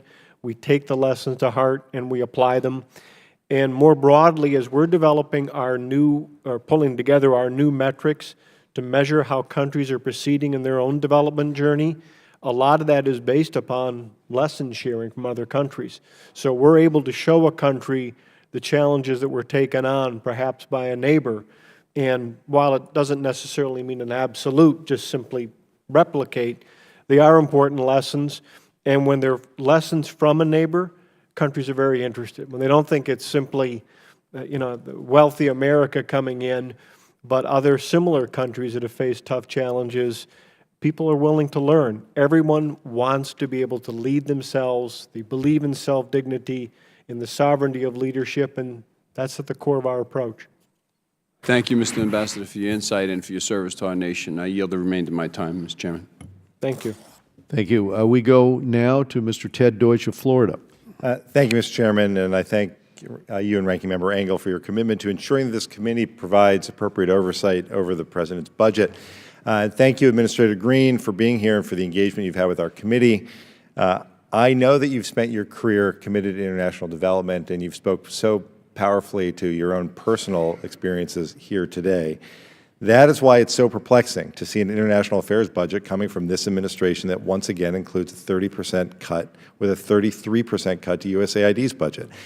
I can't imagine that you believe that this is helpful to our interests around the world, and I understand that our dollars are not unlimited and that we need to prioritize. But this budget does not seem to prioritize some of the most important assistance and development projects that the U.S. has invested in for years, not because it helps people in countries around the world, but because it's in our own national security interest. A 37% cut to global health means programs to reduce the spread of dangerous diseases. A 34% cut to the humanitarian account used to address the dire humanitarian crises caused by war, famine, weather-related catastrophes. A 40% cut to the Middle East, where economic development, education, and governance programs are critical to stability in a volatile region and preventing those affected from turning to terror groups who can offer a paycheck and food. We need to invest in soft power, and we need to do it to complement our military power. And while we can defeat immediate threats on the battlefield, addressing the underlying concerns of terrorism is the way that we will combat terrorism in the long term. I'm deeply concerned that these cuts won't just cause us to reduce current programming, but will actually set back significant progress made over the past several decades. I know this administration wants to emphasize burden sharing. I absolutely believe that other countries must step up to address complex crises around the world, but given the administration's disjointed foreign policy and distancing from traditional allies, combined with dramatic cuts to our own assistance budget, I'm concerned that we're losing our leverage and influence to ask other countries to support our national security priorities. I have one question for you about leverage, but I want to start by going back to something you talked about earlier. You spoke about countering the Kremlin's influence. Can you talk about the way you view your role in doing that? Thank you for the question. So my view has always been that one of the best ways to counter Kremlin influence is to build and broaden democratic governance in the surrounding region. The best way to push back on Vladimir Putin's success in Ukraine and helping the people of Ukraine achieve the democracy and freedoms to which they aspire as a model for the region. So that's something that's very important to me. So that's our biggest approach in what we do. Secondly, working with state and others, we work on building journalism capacity and take a look at ways to counter some of the misinformation that is part of the propaganda effort that comes out of the Kremlin. And then third, a big piece of it is energy independence. A lot of the nations in that region are held hostage in some ways by their energy dependence upon Moscow. And if we can strengthen energy independence and diversity of sources, that, I think, is another way of countering the influence. So, Minister Green, I want to thank you for those answers. I want to thank you for your testimony today. And I agree with you.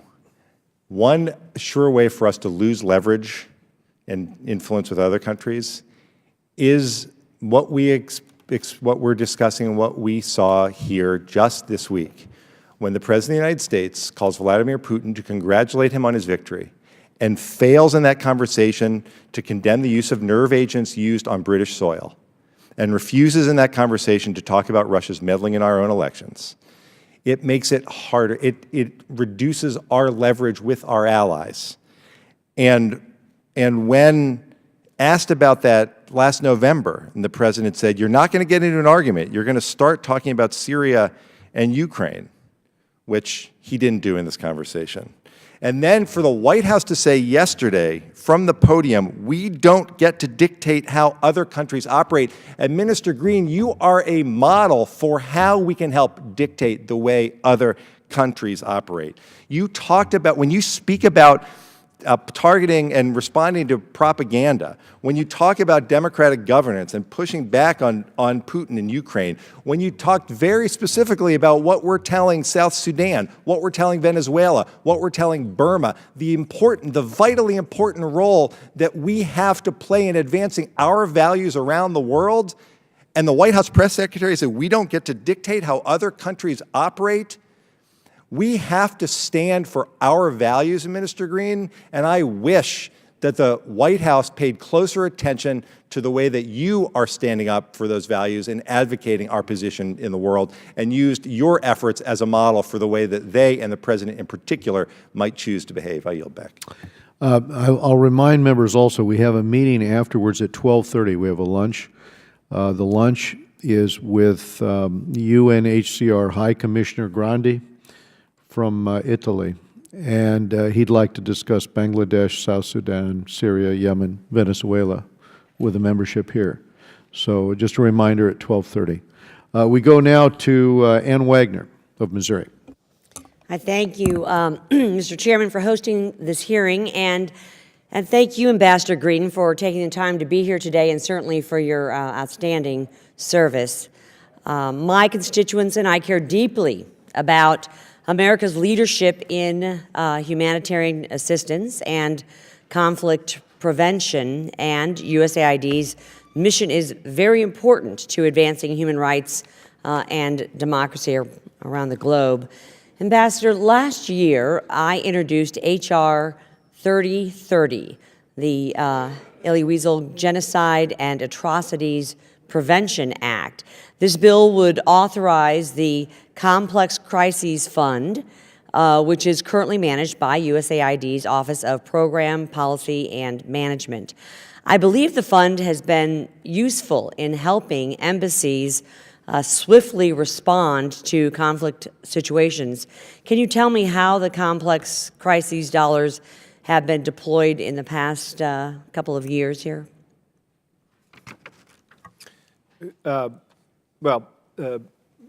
First off, part of what you're pointing to is that the greatest humanitarian challenges we seem to be facing today are man-made. Correct. And so we need to be able to respond to address those conditions that are leading to dislocation and to displacement. So I'm looking here, and it says that we're estimating that the money that for fiscal year 18, this year's money, half of our funding will go towards 6 major emergencies, all conflict-driven. In terms of your specific legislation, quite frankly, I haven't had a chance to review it, but I'll get back to you on it to explore it further. But I really appreciate your particular attention to this, because it's something that I think does go under the radar, slide under the radar. So what I've got here is that currently it's CAR, Central African Republic, Burkina Faso, and Burma. Okay. Are the 3 places where it is going. But, I mean, it could certainly be used more broadly. Well, to that point, I will say that, Burma is perpetuating ethnic cleansing, as we know, likely genocide of Rohingya Muslims in Rakhine State, and is refusing entry to aid workers. How has USAID been navigating its mass atrocity response in Burma, sir? To this point, a lot of it's been humanitarian assistance for those who are displaced. Our portion of the work is internally displaced. Refugees are led by the State Department, but we're working closely with them to make sure that there's assistance going to those in greatest need, and taking a look at some of the technological challenges to providing that assistance. I was planning on going myself to see firsthand. The trip was postponed because I was not able to get to some of the areas that I would need to get to in order to have a good sense of it. You know, obviously, at a minimum, we are calling upon Burma to provide unfettered access to the Rohingya communities so that we can take a look at the plight and see what can be done to lift some of the suffering. And also, quite frankly, it's to begin to investigate the atrocities. I worry about what we're seeing, as you've pointed to, and it's happening on our watch.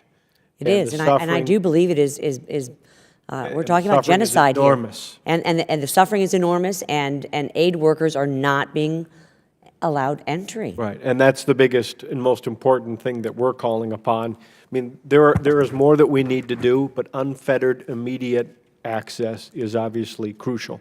Okay, well, shifting gears here, in January, USAID announced a 5-year program to help Thailand counter human trafficking, an issue I care very deeply about. We know that certain industries have been particularly egregious in this regard. How does USAID plan to work with Thailand to address forced labor in specifically the fishing and construction industries, Ambassador? Well, first off, as you're pointing to, human trafficking is a global human rights tragedy. It's also a fundamental development challenge. And so we look at it from both perspectives. You know, it is protection of victims. It is prosecution of perpetrators. It is prevention through awareness building. And it's also services in terms of counseling and the tremendous suffering that these individuals go through and helping them to recover. So those are the most important steps that we do in our anti-trafficking work. I have additional questions, but I believe my time has expired, Mr. Chairman. I thank you very much, Ambassador Green, for your service and attention to these issues. Thank you.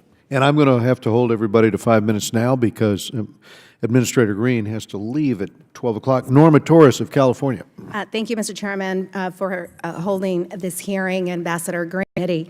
I truly enjoyed our meeting last week, and particularly I really appreciate your comments and your commitment to ensuring that we continue to address and prioritize corruption in Central America and continue to work to support the work of CSIG and the attorneys general in all 3 of the Northern Triangle countries. A lot of great things have been said here today. Many of them, I took some notes, so let me just try to go through this. You stated simply providing humanitarian assistance is not enough. I wholeheartedly agree with you on that. DRC and Venezuela are man-made issues, right, problems.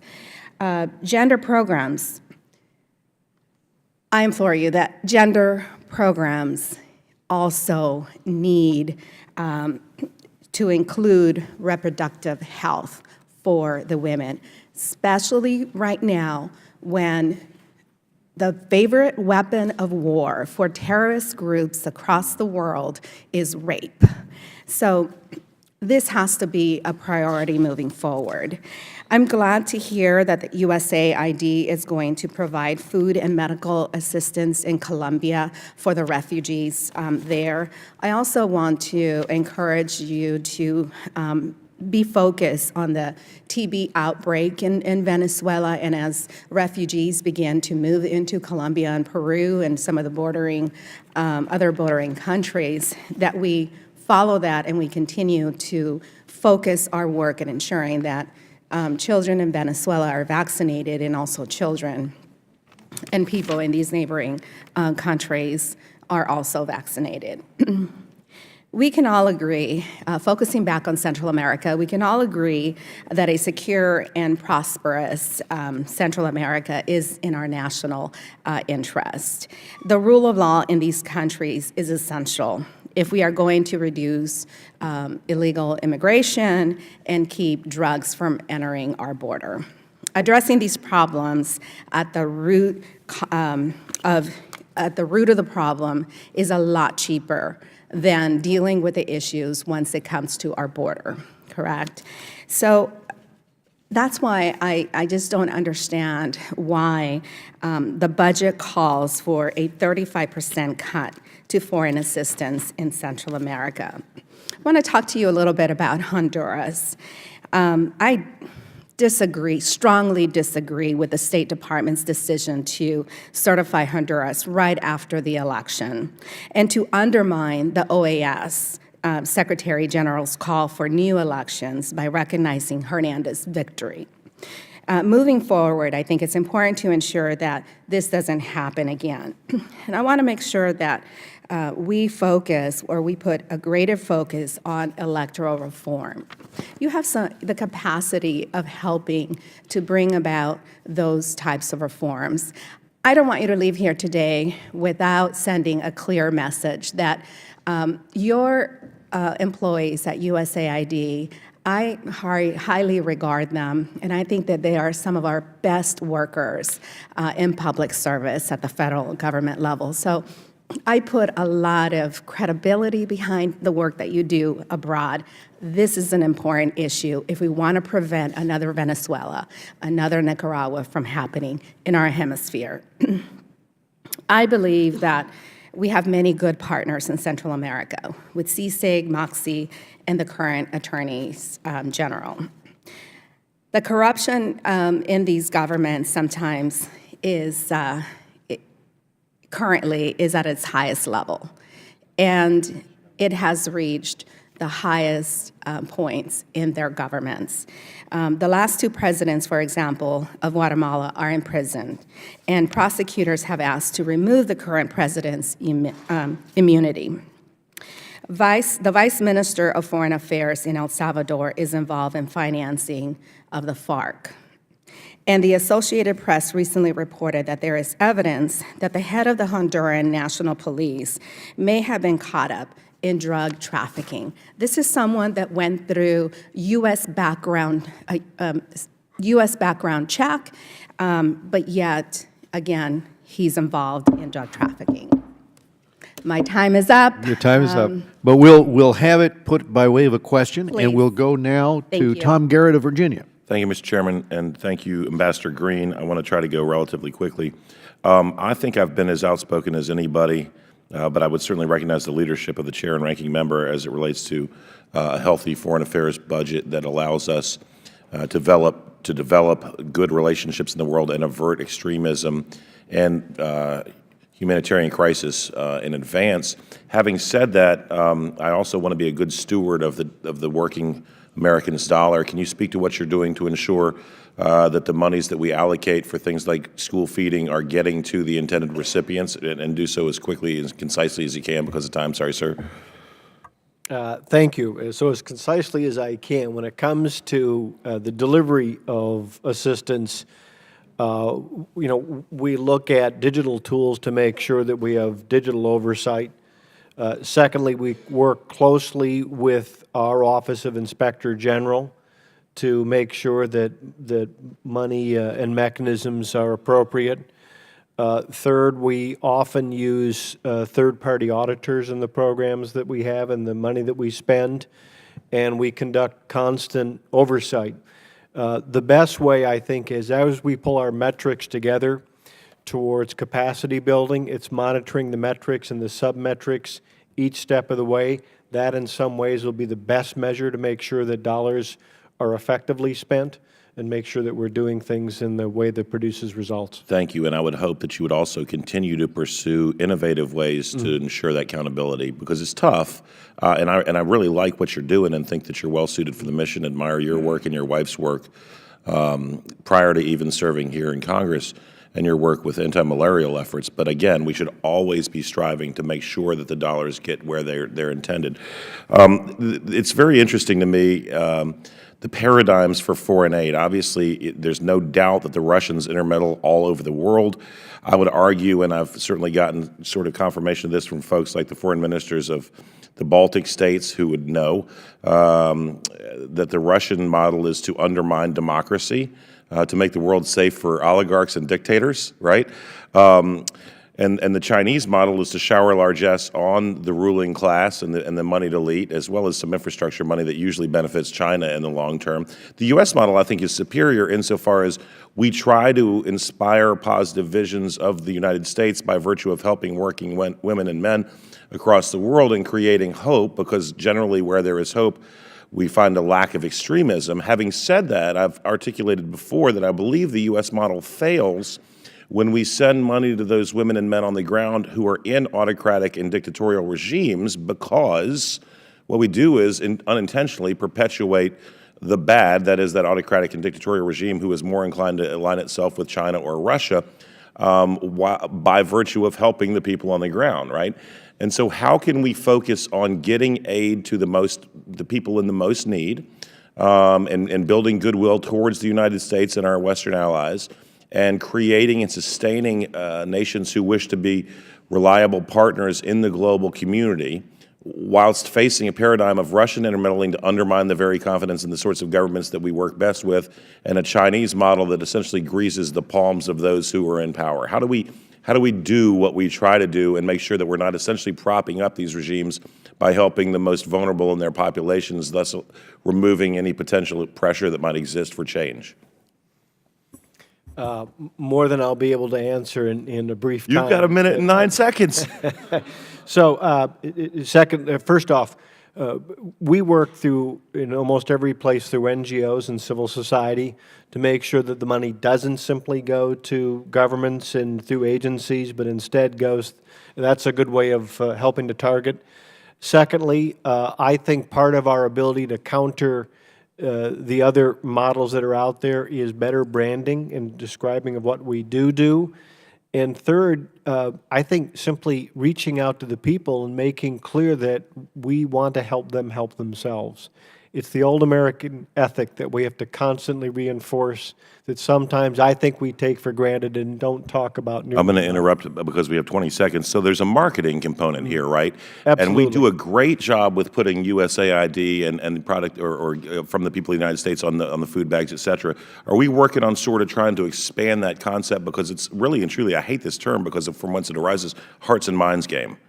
Yeah, absolutely. That is a big goal of ours. Thank you so much. Thank you, Mr. Chairman. And that was a very effective way to communicate that concept in 5 minutes. We go to Brad Schneider of Illinois.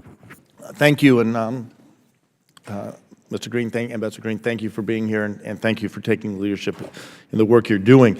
U.S. foreign assistance programs are critical to advancing stability and growing the economies of developing countries, which are vital to U.S. national interests and can help avoid costlier conflicts. As former Defense Secretary Robert Gates noted, development contributes to stability. It contributes to better governance. And if you're able to do these things and you're able to do them in a focused and sustainable way, then it may be unnecessary for us to send soldiers.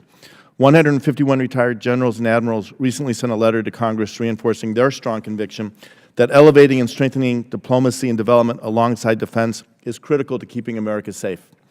They were followed by over 1,200 veterans from all branches of the military in all 50 states who wrote to Congress calling for strong resources for diplomacy and development and to ensure that, quote, we only send our brothers and sisters in uniform into harm's way as a last resort, end quote.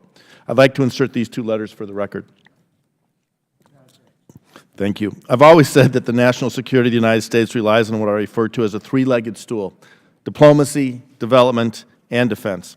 If you take away one leg of the stool, you destabilize the others and our national security. My first question for you is, how do you view the roles of diplomacy and development in ensuring the national security of the United States? A number of ways. So we contribute, first off, we're a large part of the national security strategy that's been published. We help to take on the conditions that can easily be exploited by extremists, part of our work in preventing violent extremism. Secondly, we tackle conditions that could lead to global pandemics and try to attack them at their source. Third, in places where we've seen success in the battlefield, places like northern Iraq and in Syria, we work very closely hand in glove with DoD to help stabilize those regions, restore essential services so that they can begin to do the hard work of repairing their communities and their leadership. We have 26 USAID staff who are at the Pentagon, the combatant commands, to make sure that we're all pulling closely, that we're each tapping in each other's capacity. And just because of time, I guess the next question is, do you share Secretary Gates' view that, and other leaders, that investing in diplomacy and development is critical and necessary to advance our security interests? I do, and it's part of the national security strategy. Great, thank you. Secretary Mattis recently said that America has two fundamental powers, the power of intimidation and the power of inspiration. Yet the steep budget cuts proposed for USAID, which plays such a critical role in carrying out the power of inspiration, I believe fail to recognize this philosophy. Two thoughts here. Do you agree that the best way to fight extremism and defend America's national security is through a combination of both hard and soft power? And does this administration's fiscal year 19 budget request provide adequate funding to address the challenges we face around the globe? So the answer to the first part of that is yes.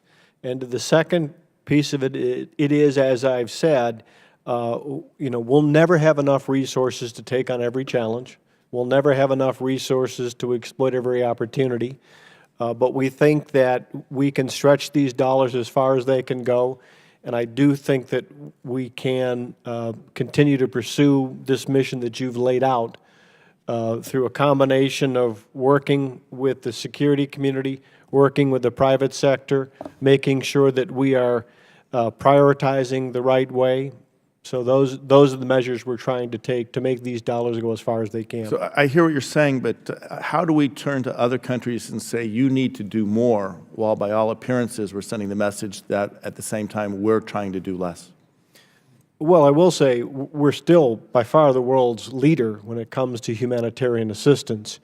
And secondly, the good news is through, I think, our example and our diplomacy, we are seeing other countries do more. Germany's doing more. Japan is doing more. South Korea has recently ramped up and has said that it will double its ODA level. I think they're currently 12th by 2020. Again, I don't want to pretend as though this is going to take care of all the needs that are out there, but I think you are seeing more and more of our allies and friends contributing to the cause. And I think that's important, and we need to continue to push them to do more, but I think at the same time we need to continue our leadership. And I have just a little time, and I'll submit this last question for an answer in writing, but I do want to touch on our American aid workers serving our nation throughout the globe. They are at the front lines. I had the pleasure this year of having a USAID Foreign Service officer in my office as a fellow. It was extraordinary. They're putting themselves out on behalf of our nation, oftentimes in places far afield and close to harm, and we need to make sure we give them the support they need. And I'll submit a question for the record. Thank you. I yield back. We go to Mr. Ted Yoho of Florida. Minister Green, thank you for being here and sitting here all this time. And I, too, want to commend you and ditto everything everybody else said, and for taking Eddie under your tutelage. And don't let him corrupt you on these things called pokey sticks. It's a private joke between he and I, but he'll get you on those. I want to talk to you about foreign aid. We all look at it differently. It's in the eye of the beholder, and I came up here one of those ones wanting to get rid of it. But I was ignorant then. I've become more learned now. And, we look at it from humanitarian hunger, health care, human rights, educating people. We look at it differently, and we realize that we may not like all of it, but there's parts of it that are essential that we can't do without. It's kind of like the wildlife trafficking. Some people want to save the animals, other people want to prevent the trafficking and using that money for ISIS and other bad things. And so with that, with the President's budget, the President's budget calls for a creation of a new development finance institution that helps use more modern tools. How will the new development finance institution support the goal of transitioning donor countries off U.S. assistance? And our whole goal is to move from aid to trade is what we want to do, and get countries on that. What's your thoughts on a new development finance institution? Great. Thank you, Congressman, and thanks for championing this cause. I have called for a new DFI, whatever name we'd use, for about 10 years. I think it's an important tool in the toolbox, and we've certainly seen it in other countries. I know the administration has not yet taken a formal position on the legislation. We're in the interagency process, but I certainly support the goals, the concept. We want to move towards private enterprise-driven development. We recognize that countries are in different places in their journey to self-reliance. Right. There are some that are ready for a transition. They're ready for a conversation. They want to be self-reliant. We want them to be self-reliant. In most cases, what they're looking for is technical assistance to help them catalyze private investments. There are other countries that are a long way off, and we recognize that it'll be a while before they get there. But helping each country on their journey, which means talking about steps that, in our experience, need to be taken, and also helping them by looking at metrics to prioritize those capacities that we need to help them build is all part of it. But I think the tools of a DFI are important. I think they can help stimulate growth. And I think that's something that's been lacking for that transition. And as you talked in your opening statement here, U.S. development finance institutions, which will only succeed through strong institutional linkages with USAID. What kind of linkages are you talking or referring to? Can you be more specific? Well, you know, as I've looked at the models that are out there, most recently what China announced, they have different models for integrating development and pulling it together. To me, the important part of this is integration as close to the ground as you can get it, because that's obviously where development work is done. So it's looking at conditions on the ground, opportunities on the ground, and making sure that's integrated into, again, a DFI process in crafting investable, bankable deals and transactions. So that's where I think the linkages are probably best put. Again, there are different models to it, but as we have been, I look forward to working with you on this. I do too, and I look forward to working with you. And the name of the act is the BUILD Act, which is Better Utilization of International Leveraged Development. Bipartisan legislation has been introduced, which would make you in your current position, I don't want to put you on the spot as the Vice Chairman of the Board, would this help ensure closer ties between DFI and USAID to accomplish our nation's goals? Again, the administration has not yet taken a formal position, but as I've said, I believe in a DFI, and I think integration is a good thing and will help us all be more effective. Okay, and the last thing, and you brought this up, and it's been talked about, the amount of refugees in the world we've not seen, I don't think ever. 70 million refugees displaced. That's 1% of our world population of 7 billion. And we've got to be able to get in there. And like you said, most of these people want to go back to Raqqa, the ones you talked to. If we don't intervene in a positive way, they're a breeding ground for ISIS. It's like one cell of a tumor left can be detrimental. I yield back. Thanks. Brad Sherman of California. Administrator Green, you're engaged in what I think is the most important work our government does. You help the poorest in the world. You create conditions that will hopefully lead to democracy for some of the most unfree in the world. And I think dollar for dollar, you do more for American national security than any other element of our foreign policy. We spend roughly 1/5 of 1% of our GDP on development aid. When you poll Americans, sometimes they think we spend 25, 50% of the federal budget. I would propose that we go to people and say, let's spend only 1/4 of 1% of America's GDP on, and that, of course, would be viewed as a limitation by most and an increase by those of us in this room. Now, you're urging other countries to do more.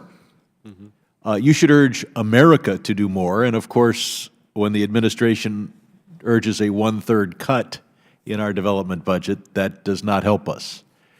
But you should urge Americans to do more, because we're doing far less than other developed democracies. Sweden does 1.4% of their GDP, Norway 1%, Great Britain 0.7%. We're doing 0.2% of our GDP. But then you should also urge those other countries to do more, because they're not burdened by the national security and defense expenditures. So they can spend another 4% of their GDP on foreign aid, or push it both ways. And looking at our national security budget, we spend roughly 5%. If you factor in the cost of pensions, veterans assistance, the other things we do to reward those who put their lives on the line. Compare that to our aid budget, and of course, as others have mentioned, there you have the letter from 120 flag officers urging a robust expenditure on foreign aid. That's just 3- and 4-star flag officers. If they had included 2-star and 1-star, it would have been a much longer signature page. And of course, we're all familiar with what the Secretary of Defense said about the importance of spending money on your work so that we don't have to buy him more bullets.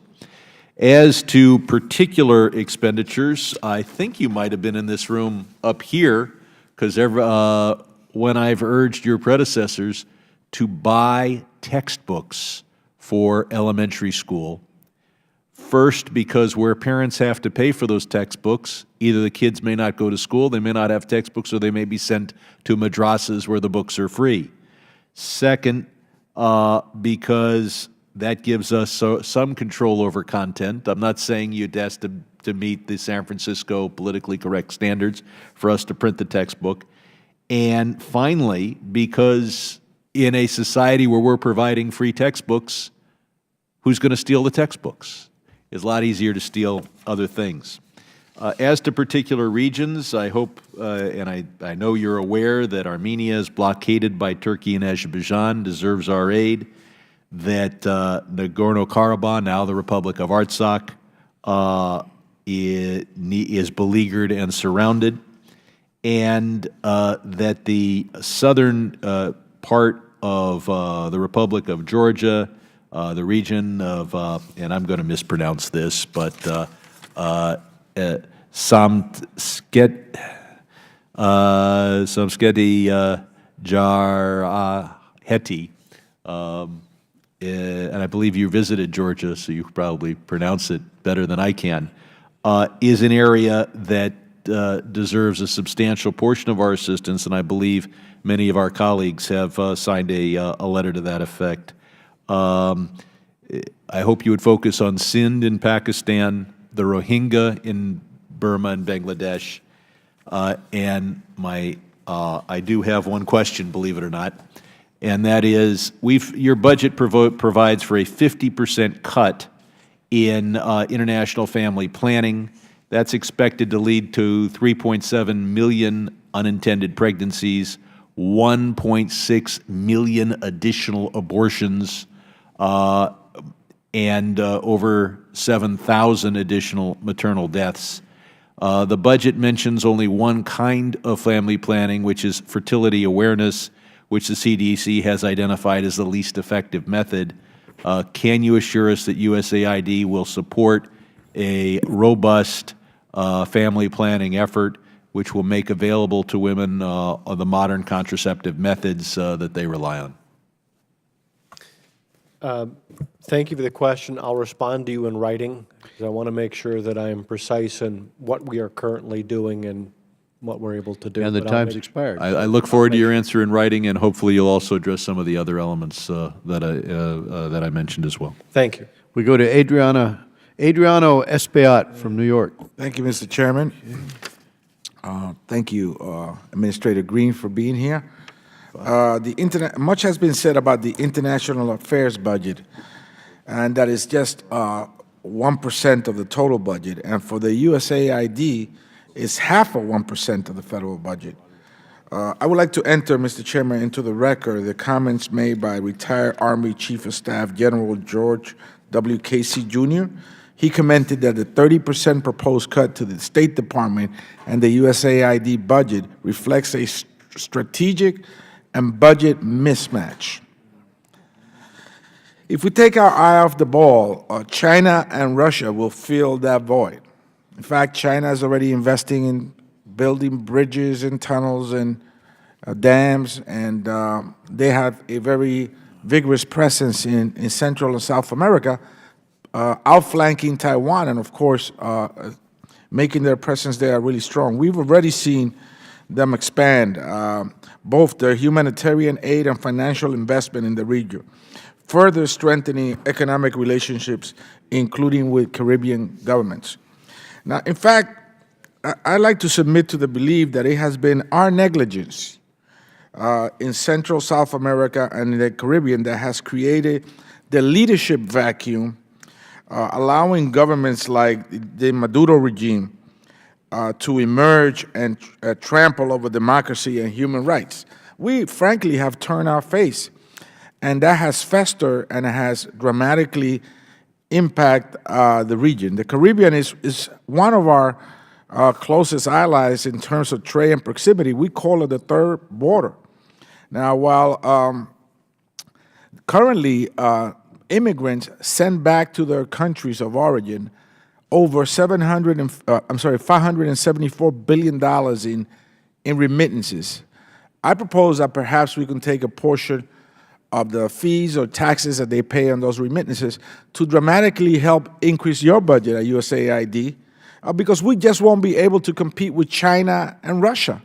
And that is, unfortunately, while addressing Caribbean diplomats in early March of 2018, the director of the Pan American Health Organization, Dr. Carissa Entienne, identified key health priorities for the Caribbean nations with respect to communicable diseases. She stated that malaria, and you have testified your personal experience with that, tuberculosis and HIV present a significant threat to citizens in Caribbean nations. Yet, you tell us that you don't have the tools, you don't have the monies to really invest in Central America, South America, and the Caribbean, our neighbors, the third border, while other countries like China and Russia are making a full court press to fill that leadership vacuum. Health experts in the region contend that Caribbean nations are ill-equipped to treat public health crises that have been compounded by historically devastated hurricane season.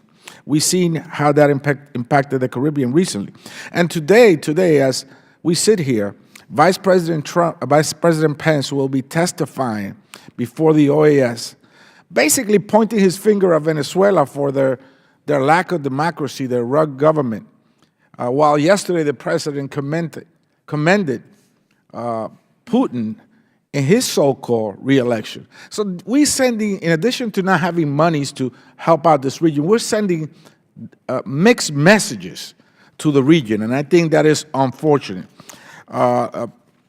Lasting damage to both local and regional medical infrastructure has been debilitated by debilitated medical professionals as they attempt to resolve health concerns.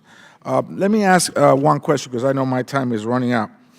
You mentioned yesterday that you wanted to help rebuild the Caribbean countries in a more resilient way. Can you elaborate what you meant with this? And how do you propose, were you going to increase substantially USAID's budget?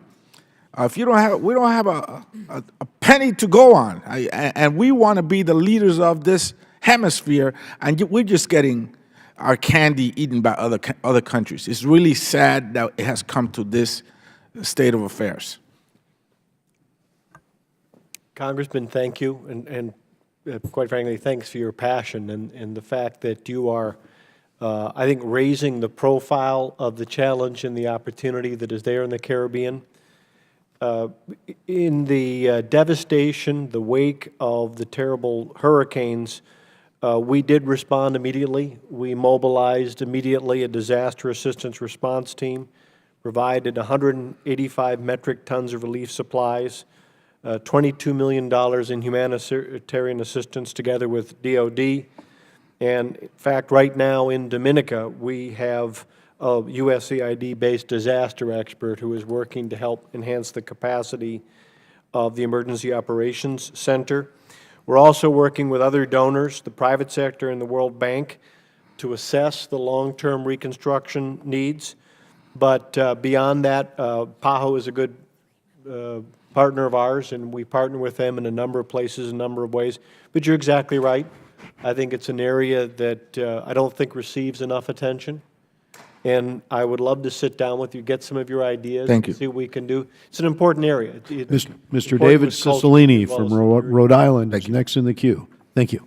Thank you, Mr. Chairman. Thank you, Administrator. I want to associate myself with all of the remarks made by my colleagues about the importance of a robust development and assistance budget. And I just say to you very directly that I see your role as not only implementing, executing a budget, but being a forceful and passionate and effective voice for development and humanitarian assistance. You are appointed by the President, but you serve the American people. And I hope, although I've been a little disappointed you haven't been public in your criticism of these proposed cuts, I'm hoping that within the administration you are screaming loudly about the impact these kinds of cuts would have on our national security and our leadership in the world. And I hope if you're not, you will continue to scream loudly. You mentioned in response to Mr. Schneider's question that there were commitments being made to fill in some of the gaps in funding that the administration is proposing to cut. Can you tell me what commitments you've received to date from other governments to fill in funding gaps? We receive, it's not so much us, the world receives commitments at the pledging conferences around humanitarian challenges. There's one coming up, a $1.7 billion plan that's been put forward.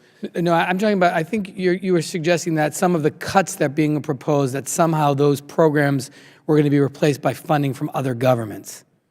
Oh, if I did, I didn't mean to create that impression. Okay, thank you. We work closely with them, but not quite that close. It has been reported this week that Turkey has captured the city of Afrin in northern Syria after carrying out a 2-month attack against Kurdish forces and civilians.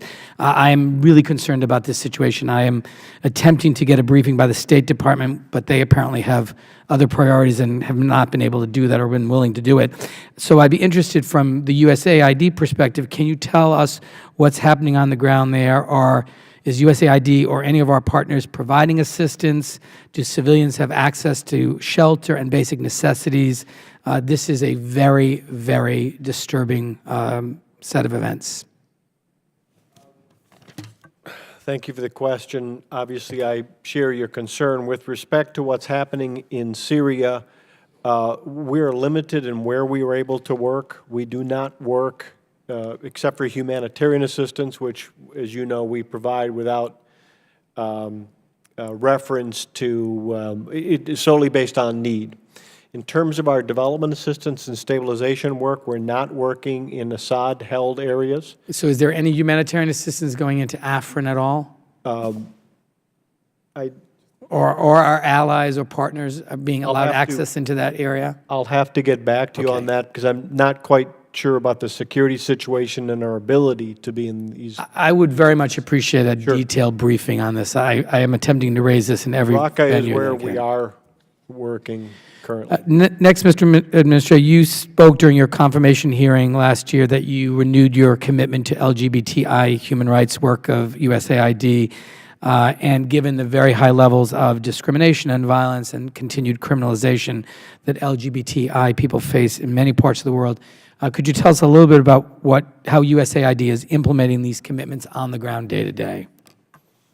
Sure. And I'll give you two levels of it. First off, internally, obviously, our own workforce, inclusion and respect are core values of USAID. Made it clear the first week I was on the job, and we continue to. Secondly, marginalized communities work, including, obviously, marginalized community LGBTI is part of our programming, ensuring that we are inclusive in all the programming that we do, particularly on the democratic governance side. As I have said on many occasions, no country is a representative democracy if it isn't listening to all of its people or tapping into all of its people for the answers and solutions that it needs. So it's a core part of our work and will continue to be. And finally, would you speak, I was in Myanmar in November visiting the Rohingya population in the refugee camps in Bangladesh and then in Myanmar. And this is, as some of my colleagues have already referenced, a huge crisis. It's a genocide. It's been described as an ethnic cleansing. This is unspeakable violence. What are we doing to help the Bangladeshis with the refugee community that is in their country and assist in a safe, dignified return when appropriate back to Myanmar? Sure. So first off, we have issued calls for immediate and unconditional access, humanitarian access to areas where the Rohingya currently are, whether it be on the Bangladeshi side of the border or in Burma. And that access has not been unconditional or open. So that's the first and most important thing. We are providing humanitarian assistance, but quite frankly, we need more information. We need to be able to get to these areas. I'll be traveling there myself, was to go a couple of weeks ago, but it was unclear because of conditions on the ground that I'd be able to, and if you can't, it really isn't of much good and much value. So it's something that we're talking about every day. We are providing humanitarian assistance, but we need to do much, much more than that. And I share your deep, deep concerns about what is obviously happening, that which we can see and that which we cannot see. Thank you. I yield back. Thank you. We go to Tom Swazi of New York. Thank you, Mr. Chairman. Thank you, Administrator, for you and your team's great work. You have such an incredible portfolio that you're responsible for, and it's really remarkable, the work that you do. I'm excited about much of your testimony here today. I was especially excited about your efforts to go after the hybrid warfare of the Russians by building up energy companies in the Ukraine. I mean, it's just such an important thing that we need to be doing. My question is specific to Afghanistan and Pakistan, but it really points to a general problem that we face throughout the whole of government and dealing with the rest of the world as we try and address these different problems. The Special Inspector General for Afghan reconstruction has pointed out that we're still continuing to lose ground as far as the number of districts and as far as the population in Afghanistan. And there's a clear military plan. There's a 5-point plan the military has as far as clearing and holding different ground, and they're succeeding in clearing and holding ground. But then comes the job of reconstruction and transition, and it's difficult to do in these environments because of the danger, obviously, and the terms of service, and the money, and the corruption, and everything else that you have to deal with. I met recently with your Assistant Administrator for Pakistan and Afghanistan, Mr. Huger. Is it Huger or Huger? And it really was a fantastic meeting, and I'm so impressed by him, and he's a very talented person, a great person to have on your team.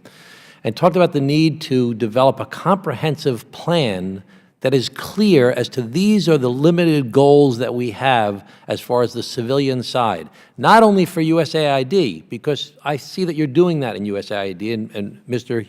Huger started to talk about that plan that'll be forthcoming for us to all hear about.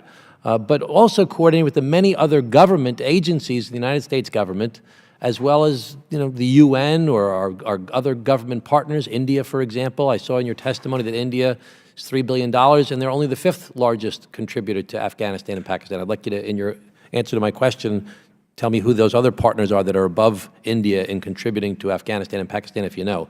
But what are we doing? What can we do, and how can we help you in helping to develop a comprehensive plan so that when India is putting in money, when the UN is putting in money, when our other government partners are putting in money, when the DOJ is putting money, the DEA is putting money, the Pentagon's putting in money, that we're all on the same page on the civilian side? I feel that we have a very clear game plan on the military side, but the civilian side is more like a list instead of a plan, because we're doing all these many wonderful things, but they're not in a comprehensive plan. What can we do to encourage that comprehensive planning, certainly for Afghanistan and Pakistan, but for the rest of your agencies as well? Great question. So I can tell you first that John Huger is involved in the interagency with all of the other agencies as the South Asia strategy is fully developed and implemented. So we are working very closely together, because you're right, you can't simply touch one piece of it. You'll never get the results that you need to see. And working with numerous partners, I will get to you a precise list. I want to make sure I get it right in terms of who those top contributors are. What I'd really love to see is a complete list of everybody who's putting in money outside of Afghanistan into Afghanistan. That would be very, our government agencies as well as the other governments that are doing it. A comprehensive list. It must be hundreds of groups that are putting in money into Afghanistan, but they're all being put in little pieces instead of into one comprehensive plan. This is our 5-point plan of the things we need to encourage, and this one fits into that one, and this one fits into that one. So a list of all the government agencies that are, if you can do that kind of thing. Does that list, you think, exists? We'll perhaps create it. We will endeavor to provide that list for you. The work of the Indian government and NGOs is also quite inspiring, and I've seen some of it. The work that Indian cooperatives are doing to foster women's entrepreneurship in Afghanistan, where they actually bring Afghan businesswomen out, do training, experience, teach them business planning, and then bring them back in. So there are a lot of efforts. We'll pull them together for I just you. want to say, I know there's so many great things that USAID is doing, and so many great things even the Pentagon's doing, and DOJ and DEA, and everybody's doing all these little things that are great, or big things that are great. It's the idea of putting them all into a comprehensive plan so that we say, okay, our 5-year goal is we want to have this many power plants up and running. We want to have this many teachers. We want to have this many judges trained, this many prosecutors, this many poppy seeds, poppy plants eradicated, this many. So we need to have a comprehensive plan. This is from my experience as a mayor and a county executive. I just want to see it in more of a plan overall. But you're doing great work, and I want to encourage you in the great work that you and your team do. Thank you. We go now to Dina Titus of Nevada. Thank you, Mr. Chairman, and thank you, Administrator, for giving us a few more minutes. I have great respect for USAID. I think the work you do is amazing. I've seen some of it as a member of the House Democracy Partnership, working with IRI and the Democratic equivalent of that. And that's why it distresses me so much to see these cuts. I mean, you mentioned that this year's request is $1.3 billion more, but that's really disingenuous because it still represents a drastic 33% cut. In addition to some of the cuts that have been mentioned, I'd also like to point out 11% cut to the HIV program, 31% cut to the Global Fund contribution, 50% cut to international family planning, 51% cut to basic education, 72% cut to biodiversity programs. It's just, I think it's a travesty. I agree with a lot of the comments that have been made about individual places, but I'd like to talk about groups that can be found in all of these places that are especially vulnerable. Mr. Cicilline mentioned the LGBT community. I'd like to follow up on that. Your answer was kind of a general, some of my best friends are gay kind of answer. I would like if you could give us some more specifics about just what you are doing, especially in light of the fact that the State Department's now going to scale back its reporting, according to some things that we've heard on about the abuse of rights of LGBT individuals. So in that human rights report, how does that inform your policy making, and what specifically are you doing? You can send me that in writing. Sure. But the other group I want to ask about are the disabled. The United States does an amazing job for the disabled. I think our Disability Act is just the best in the world. But you have even recognized yourself, and USAID's disability policy says that we are more effective when over 1 billion people, that's about 15% of the world's population, who are living with some form of disability are included in our programming.